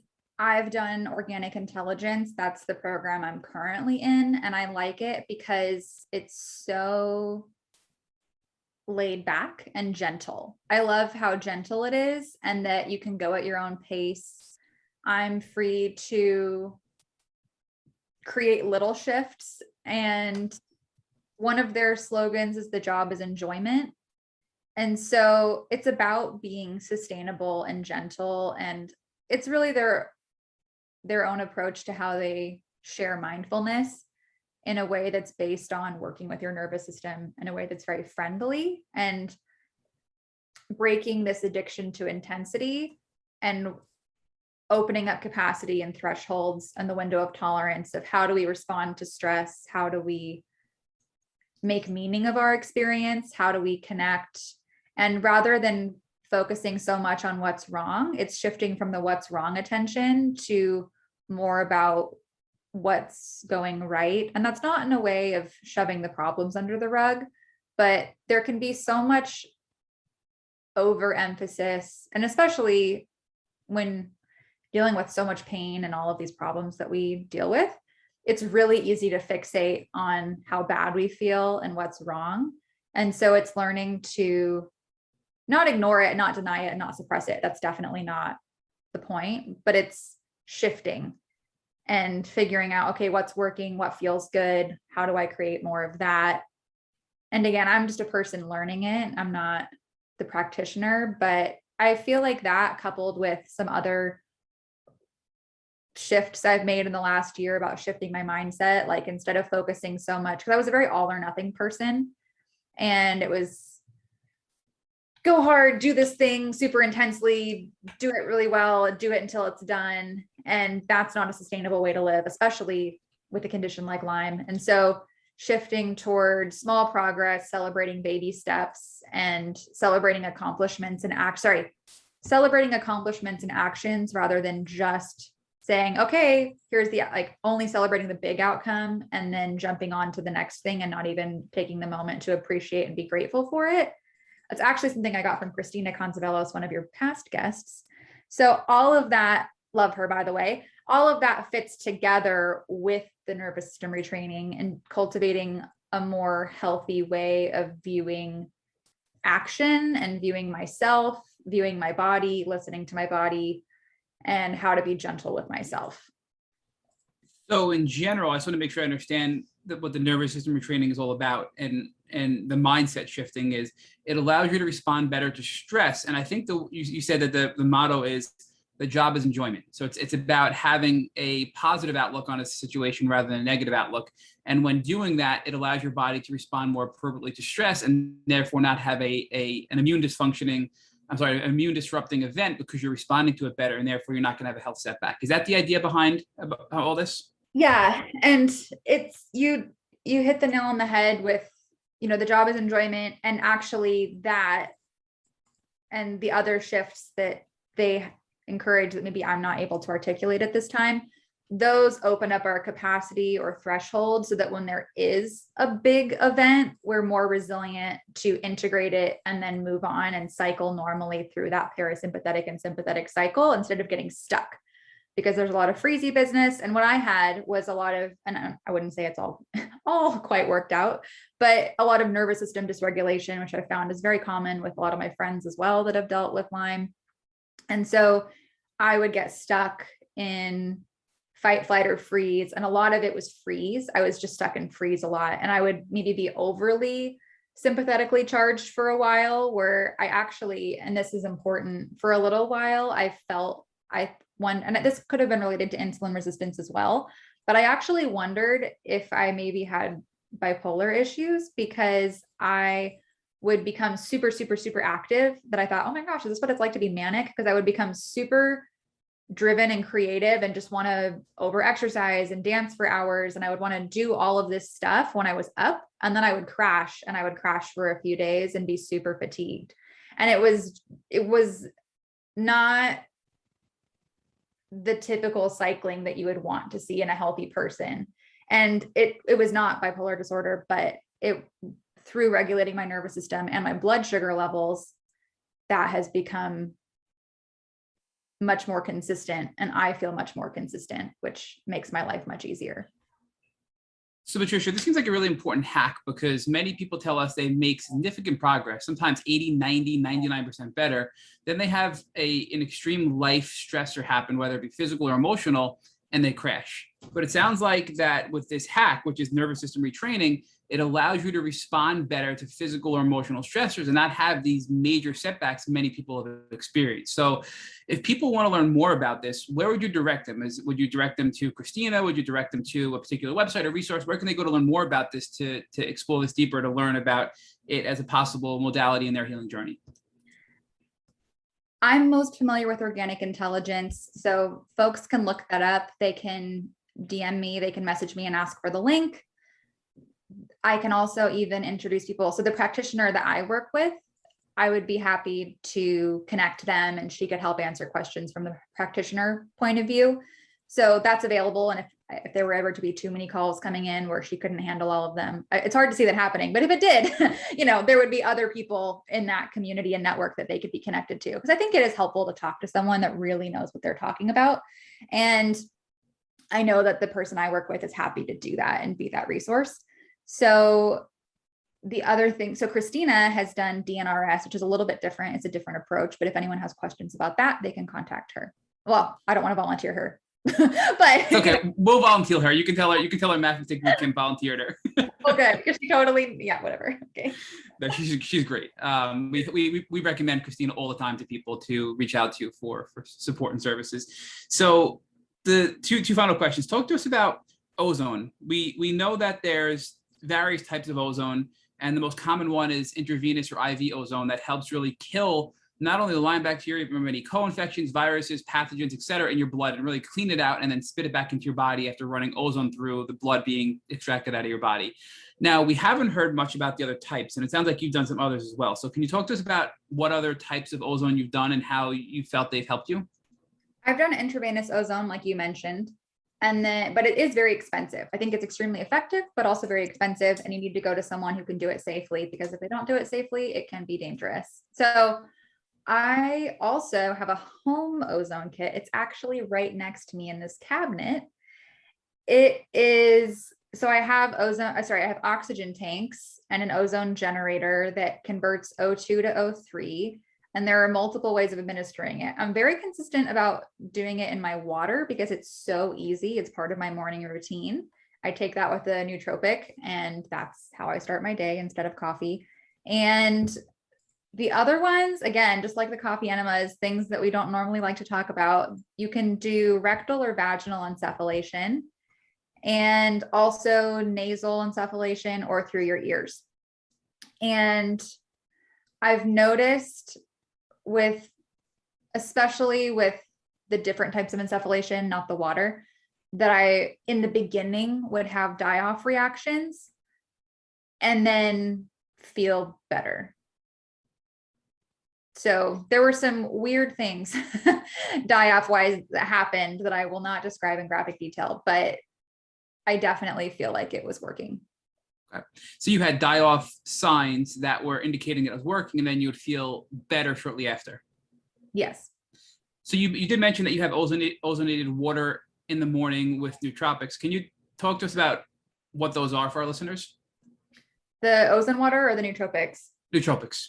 Okay, so the nootropics, that is part of the activation approach that I've had. I don't know if you wanted to go into that or.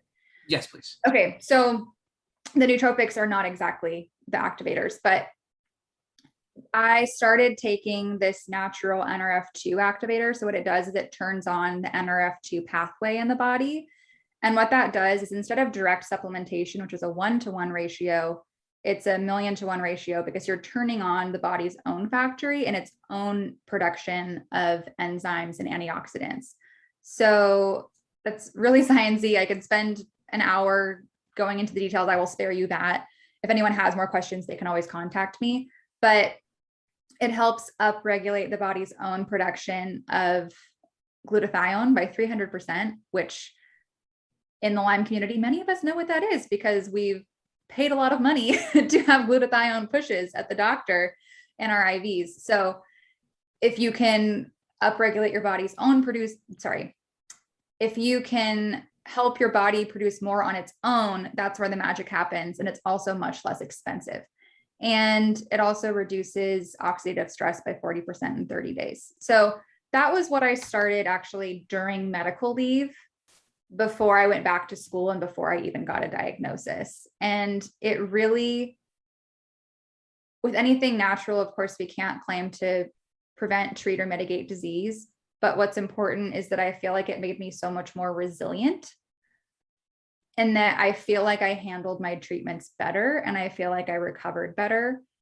And since then, there have been more activators added, like how to help your mitochondrial health, and also a way of, instead of, because I know a lot of people pay a lot of money too for NAD IVs. I actually take an activator that helps the body produce more of its own NAD. And when I started that, I noticed that fatigue just didn't feel like it was going to be part of my life the way that it was prior to. So Patricia, you're using a lot of words like nootropics and activators and things like that are going to help create more glutathione and help reduce oxidative stress and help you, I think, respond better to treatment and also detox, it sounds like.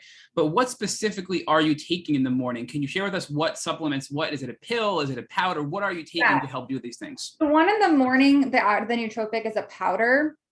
It contains a little bit of NRF2 activation and then other things like L-theanine, Monterey pine bark, goodies like that. And then what's the name of that powder? Do you mind sharing that with us? Yeah, and it is, I did decide to represent it like you and I discussed. So it is, if someone wants to know, they can always contact me, but it's called Axio. And I know, are there others that you're taking as well?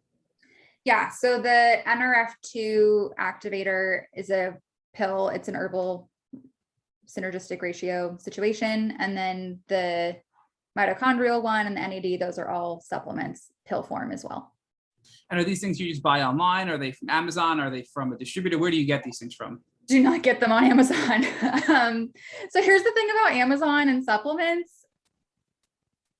They're not regulated. So, and this is important. And I'm not just saying this because in this case, like I'm a distributor and people can come to me. It's the best way to get them safely, or someone else who's a distributor. But any supplement, do not go to Amazon. Like I've had my doctor for other supplements say, oh yeah, I have patients who instead of buying them through our office, they'll buy them on Amazon. And then one day they couldn't get it on Amazon. And then they came to our office to get it. And then they started to feel differently because they think they were buying who knows what, but whatever they were buying on Amazon wasn't what they thought they were taking. I mean, and that's scary. Not only are you wasting your money, but you could be taking something harmful that's just been put in a capsule. So just for safety, like please never get it through a trusted doctor's office or directly from the company that makes it.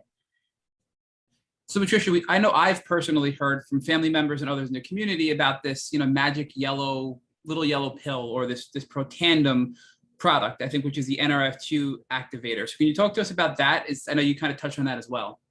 Yeah, sorry, I got up on the Amazon train, and whether it's the little yellow pill or something else, just like don't. Okay, so I'm not sure how to answer your question. It is the little yellow pill. I think it's awesome. So what exactly does the little yellow pill do? We know we've heard the word NRF2, and it helps, activate NRF2 in our body, but what does that really mean? So how is it helping us? Okay, so gosh, how much time do we have? Reducing oxidative stress is the main benefit. So if you look on PubMed, again, this is really nerdy, and being this nerdy may not be what everyone wants to do, but if you look on pubmed.gov and search Protandim, there are 20 something peer-reviewed studies and counting on this branded product, which is really rare for a supplement. And one of the earliest ones, you can see it reduces oxidative stress by 40% in 30 days. And it's important because oxidative stress is correlated with a lot of conditions we don't want, and it's associated with aging. So the main thing to me, though, is that it reduces inflammation, and knowing that it upregulates glutathione, to me, that in and of itself was enough for me to say, oh, that's great, because I knew how expensive it was to get a glutathione push at the doctor's office and how temporary that is. I mean, it can be really great, but if I can have my body produce it on its own and pay less money for it, I'm going to definitely sign up for that. So my final question, I think, before I hand you back over to Rich, is talk to us a little bit more about Dr. Nicola Ducharme, whom we love. And, you mentioned that you don't want to play favorites, but we will, because we don't know the other doctors. We think she's one of the best doctors out there for Lyme people. You mentioned that you did a lot of essential oil protocols with Dr. Ducharme. So did you use essential oils? We know you can diffuse, you can ingest, and you can apply them topically. So in what way did you use essential oils in your healing journey with Dr. Ducharme? So we did food grade oils for ingestion. And again, you have to be really careful. A lot of these things that we've talked about today, it's this advisory of don't try this at home without consulting a physician, because we're geeking out here, so it's a totally okay. We'll put that little blanket disclaimer of don't try any of this at home without the consulting your medical professional. But I think it's important, Patricia, to be able to have a good understanding of how these things work, so you can go educated to your doctors and express why you want to try them to help you in your healing journey. And doctors don't know everything, so we can go educated and armed with the knowledge you're providing to people. We have a lot of options that we didn't have before that we can try with the assistance of a medical professional. So I don't want you to hold back because you're fearful of that. Definitely consult a medical doctor before you do this, but if you can share with us as much as you can, that'd be super helpful. So thank you for that. Yeah, so thank you. So when I transitioned off of antibiotics, because we didn't want to completely annihilate everything positive that was in there, I started doing more herbs than I was previously taking.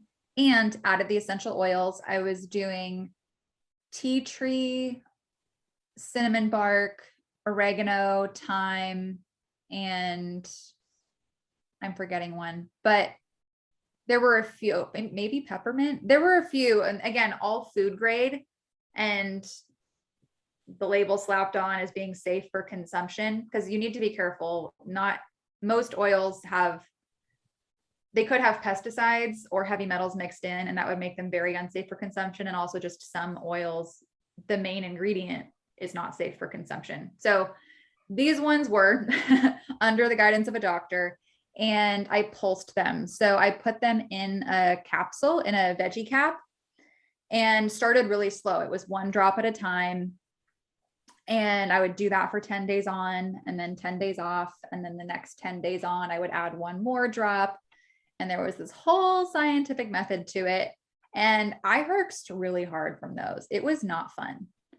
It was very not fun. And I kept it up for a while, but I ended up transitioning off. I felt like it wasn't my favorite protocol I had done. And that's not a judgment. I know friends who have done almost solely essential oils because they couldn't or wouldn't do antibiotics. And I'm really glad it worked for them. It didn't feel like the best one for my body specifically. So my final comment is we've had a past guest, John Tubbs, who primarily treated with essential oils, and got himself pretty much into remission using, getting creative using essential oils, food grade oils, and ingesting them as well. But did you not like them because they were so aggressive? And it sounds like you were herxing because they were killing things off in your body. So is that the reason you don't like them, because they were so aggressive? Or is there another reason that you weren't so into essential oils in your healing journey? I didn't like how aggressive they were. So you picked that one up correctly. I was getting to where I felt pretty toxic, and I was dropping things a lot again. And this is a little TMI, but I started dropping glass a few too many times in 1 week. And when you start dropping glass and it shatters, I went, all right, we've reached threshold. This is too much. I'm not going to do this anymore. I talked to my doctor. We decided that wasn't the course we would continue for me. So Patricia, let's take a look back at all of the healing modalities that you did in the order that you did them in. And first I want to ask you, were there some treatment modalities other than the one you just described that you would not have done if you were to do it again? It's a really hard question. And there's a part of me, not to be too woo-woo, but I feel like part of acceptance is that I wouldn't necessarily go back and change anything for me. Not to say that's how everyone should be, but for me, I don't know that I would change a whole lot of the journey. But if I wanted to make it all happen faster, which if I was a new patient from day one, of course, I would want it to be more efficient and to happen faster. I would start the nervous system retraining sooner. I would reject hustle culture sooner and do some of the identity work sooner. And I would learn to listen to my body and to advocate for myself sooner, because a big thing was I was good at advocating for others and I was not good at advocating for myself.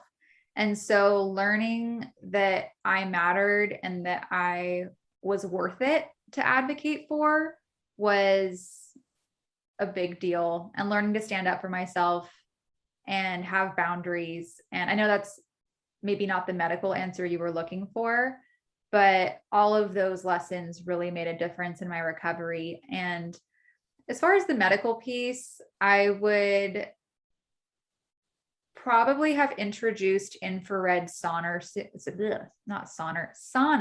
I would have started infrared sauna sooner. And I would have also shifted to more of I learned to be gentle with myself and to really focus on what feels good, what's enjoyable, what's coming up with my intuition. How can I make movement joyful? Because before it was really about being fit and exercising a lot versus, how can I dance in a way that's not because I used to audition for things, but just dancing for fun alone in my room. And that has benefits for the mind and for my physical body. And so learning to do things like that just for the fun and enjoyment of it, and appreciating that that is part of my healing journey too. And even learning to be less harsh on myself as a big part of my healing journey, because that reduction of stress helps me recover. So talk to us about the game changers. What were the game changers for you on this journey? The biggest game changers would be working with professional help for all of the trauma and adverse life events I went through, and starting Lyme killing protocols, period. Like working with a Lyme doctor, starting the herbs and antibiotics. Would not be where I am today without that. And nervous system retraining and the NRF2 activation, and then the other activators that have come along the way. Those have all been the biggest. So talk to us about why it was important to deal with the foundational issues, specifically the trauma, so that you could heal from your Lyme. I feel like you can't have one without the other. I feel like it's essential to compassionately and adequately address both. And this may not be a direct answer to your question, but I just can't imagine my life without having handled it.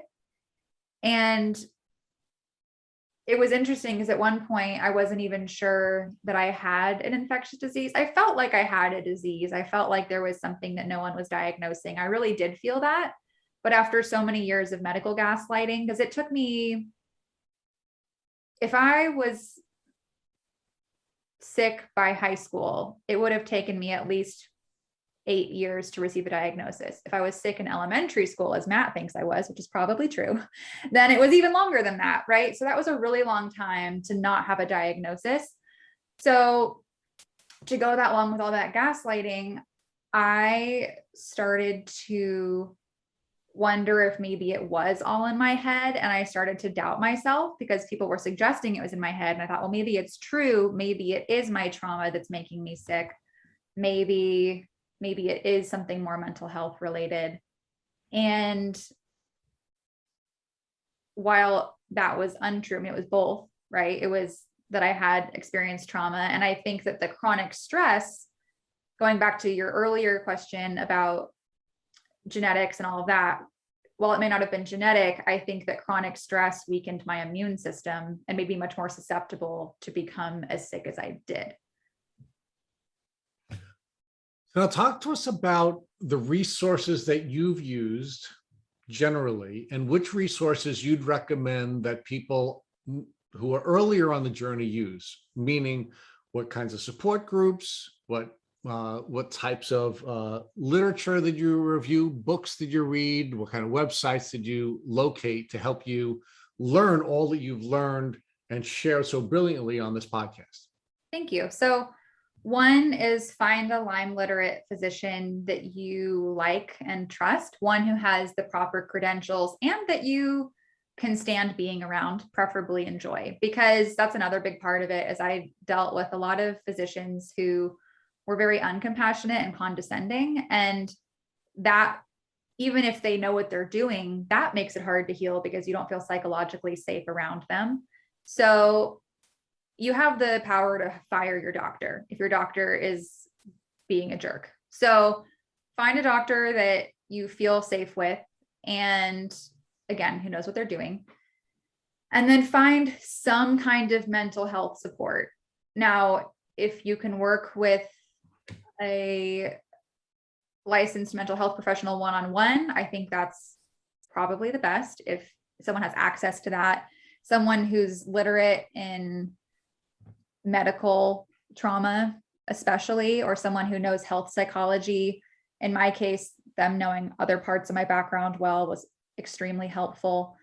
But there are also groups, and I haven't personally done it, but there's group therapy, and something you want to do something, even if it's art therapy or if it's something along those lines. I actually didn't join any support groups, which is ironic because now I co-facilitate the San Diego Lyme Alliance Empowerment Circle, and I love it. I love the culture of that group. I love what we've created there. Christina is also part of it, and Amanda Dahl, who's one of your other past guests. So we actually don't focus that much on the symptoms there. It's more so about what kind of tools and resources and community we build for ourselves. So it's more about building a support system for yourself, which is a little vague, but I personally don't like to talk too much and focus heavily on all of the bad things that have happened, because I think it can be a little bit re-traumatizing or re-triggering. So I try to focus on what's coming up now, what's working, how can I design more systems and more support, and what do I need in this moment.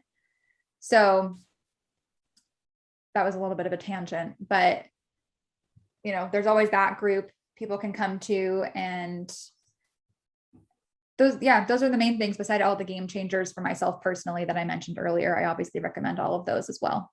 So now let's talk about Patricia 2.0. And we really loved seeing that in your questionnaire, quite frankly, because it was the most unique way of somebody describing a transformation. Because Lyme disease isn't all bad, right? There is a beautiful element of going on this journey, and you've described a lot of that beauty already. So talk to us about what you learned about yourself and your superpowers that you do not believe you may not have learned, certainly at this stage in your life, had you not gone through the suffering that Lyme disease has brought to you. It's so interesting to me how you picked up on the Patricia 2.0. It sounds a little funky when you hear it. I love that you love it so much.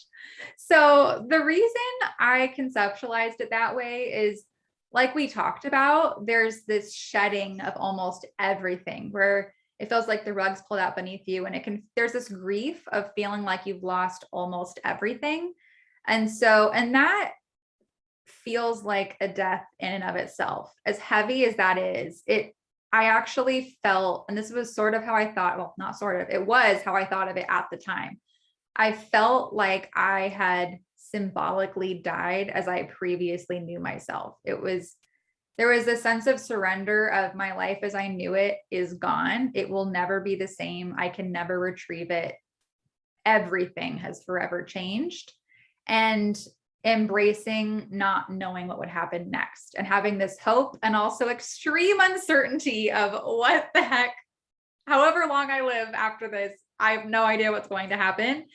And learning to let go of all of the things I was previously attached to, like my identity in advocacy and being able to help others and being a community organizer and being an artist, being able to sing, being able to dance, being able to write, being able to think, being able to exercise, being liked by other people. I felt like I had to let go of attachment, do all of those things, as well as letting go of attachment to how others perceived me, what kind of finances or career did I envision for myself, all of these things. And so in learning to let go of those, it actually gave me this beautiful opportunity to reimagine my life and think about what's truly essential, what's truly important, what really matters to me, not what I thought mattered to me, not what society tells me should matter to me, but what really matters to me.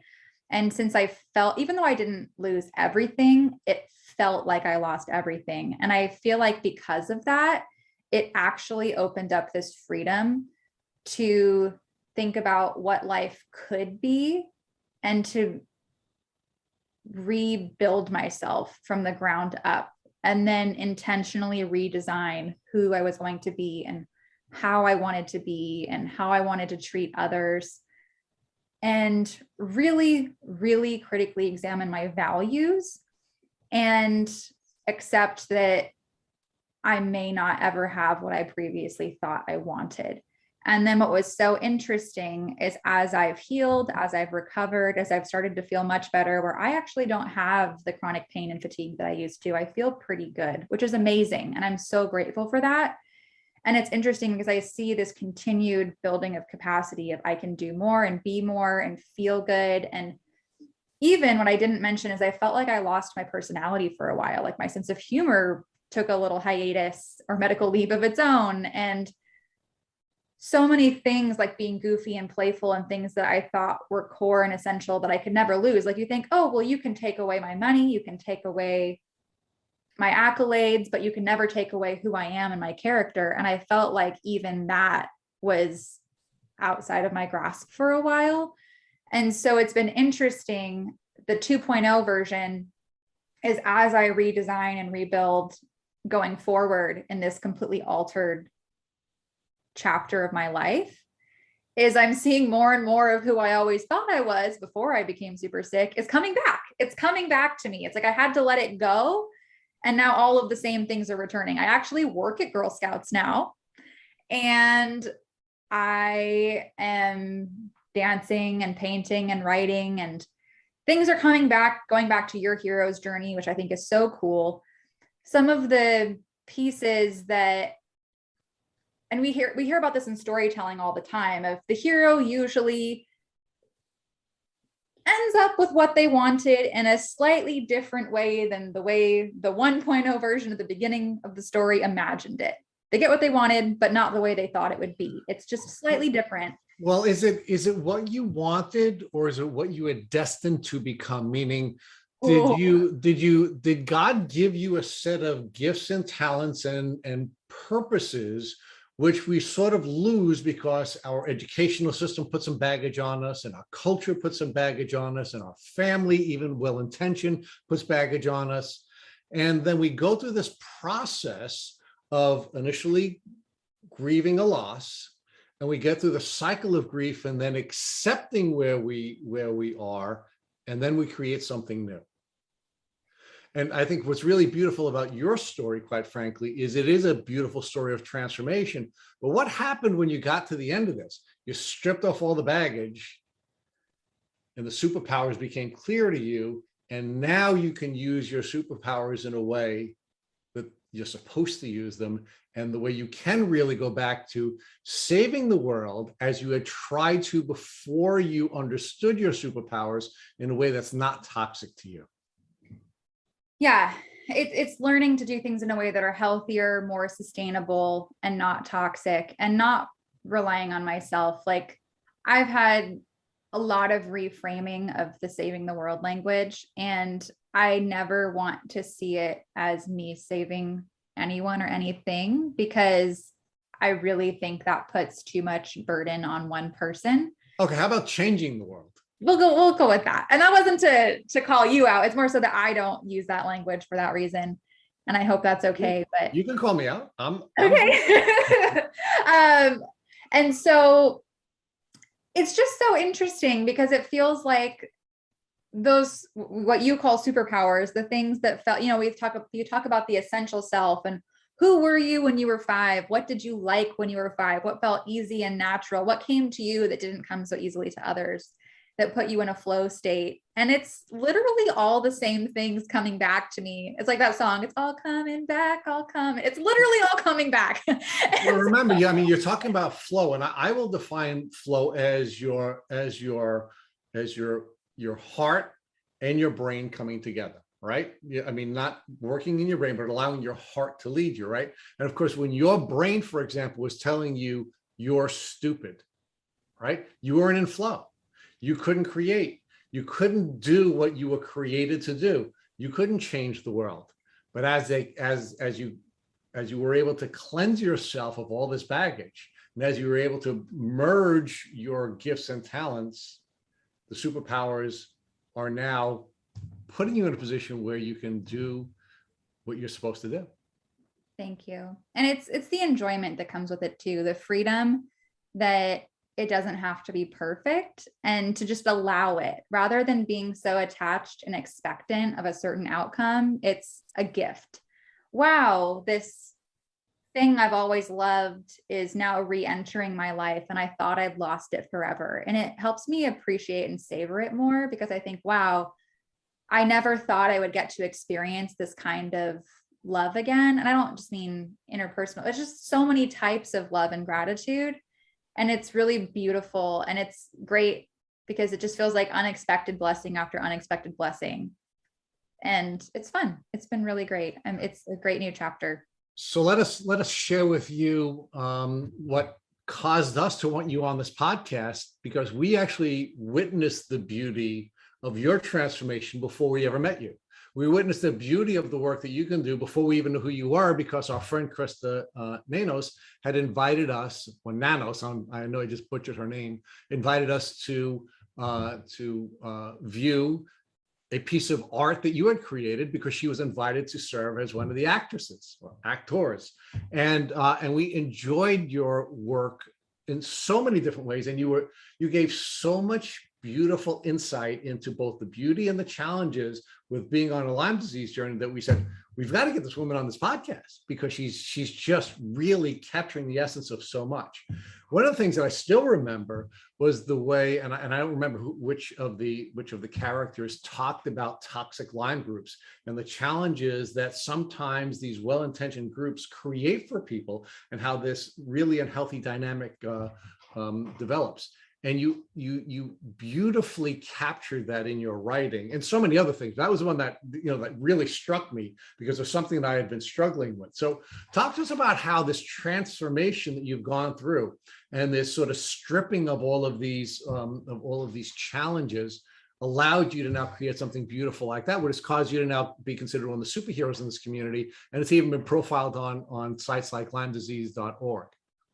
Thank you. Wow. I'm really honored that you feel that way about the play. And it means a lot to me. It was quite the ride to write it. And so as you know, I started out doing musical theater, being one of those kids that tap danced under the desk and harmonized with their friends in the hallway. And when the Broadway dream was realized that would definitely not be happening for me, I knew, so with symptoms, it's very difficult to be a performer. It's physically demanding to be a performer. So I had to shift and think, okay, this is one thing I'll be letting go.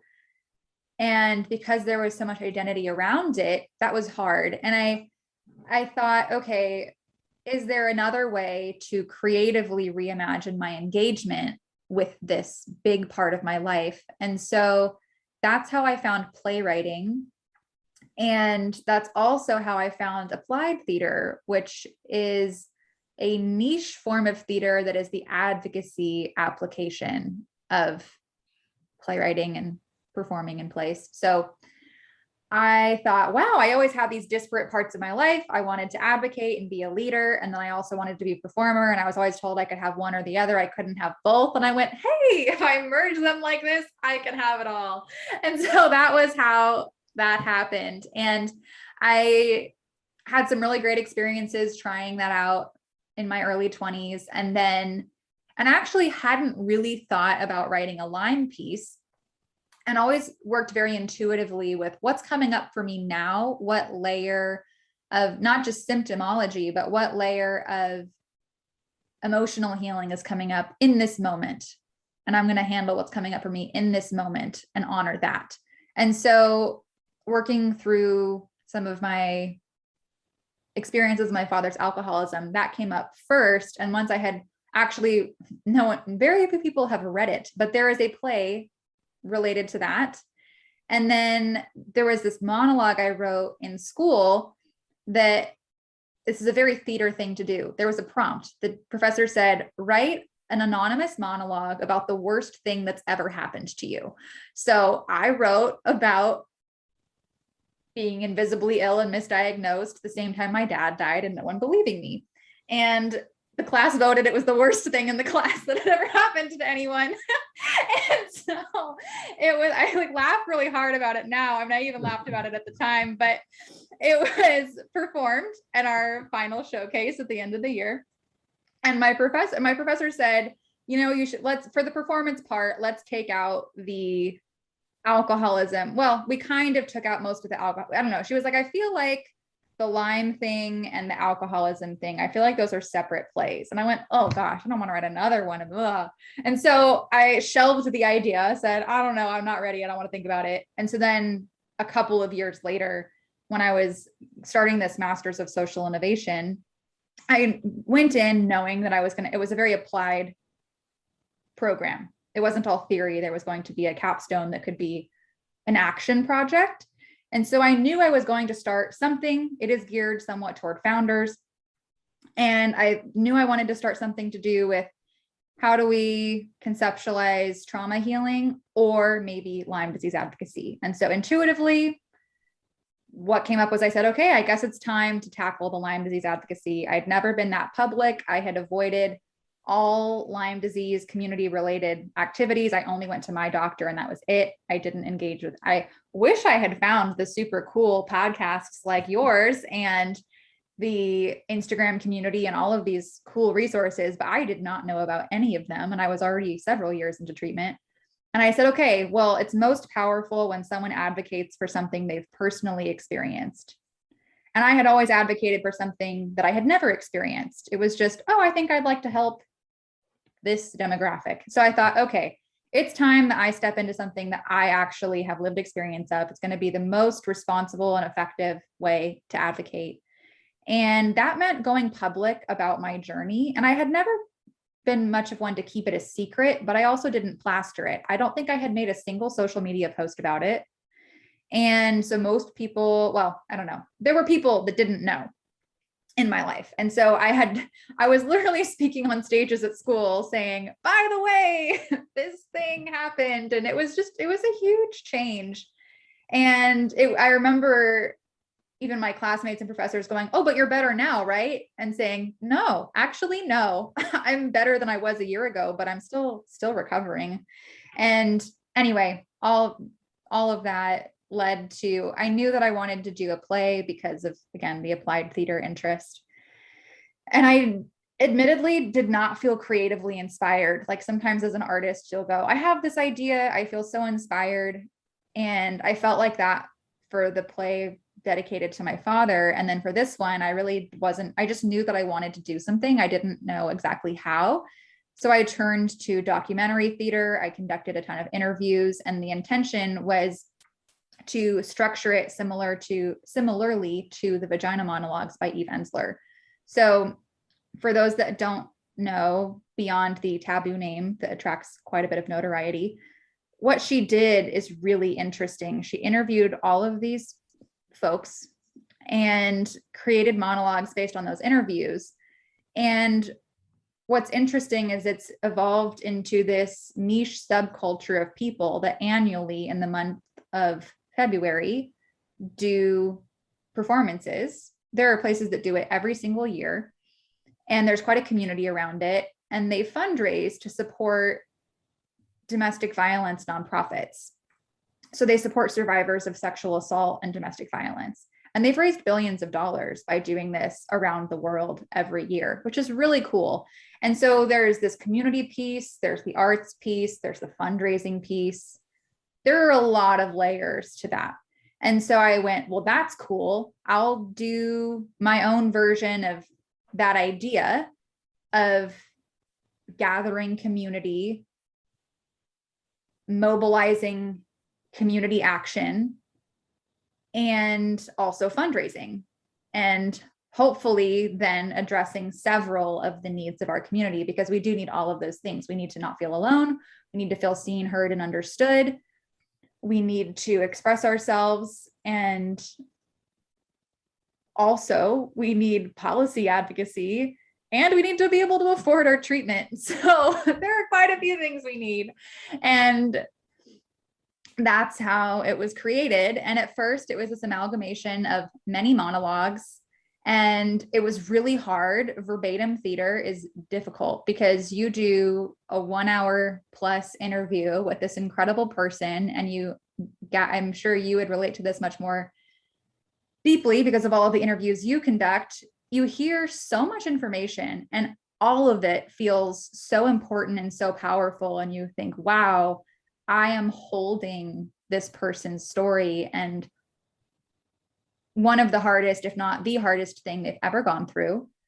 And you want to witness that and do justice to that responsibly. And how on earth do you take a 1 hour interview and turn it into a 1-page monologue that will be as impactful as the interview? And I realized I was not very effective at doing that. I had all of these monologues that were 2 to 3 pages, and they weren't the impact wasn't translating to the audience, and there were too many of them. And I was really struggling because I was so attached to every person that I had interviewed. And I got really stuck. And then there was this whole journey too around the creative process, because in school, we're not really taught how to be a creative. We're taught how to do certain things, but not that. And so learning how to manage myself as an artist was a really big thing too.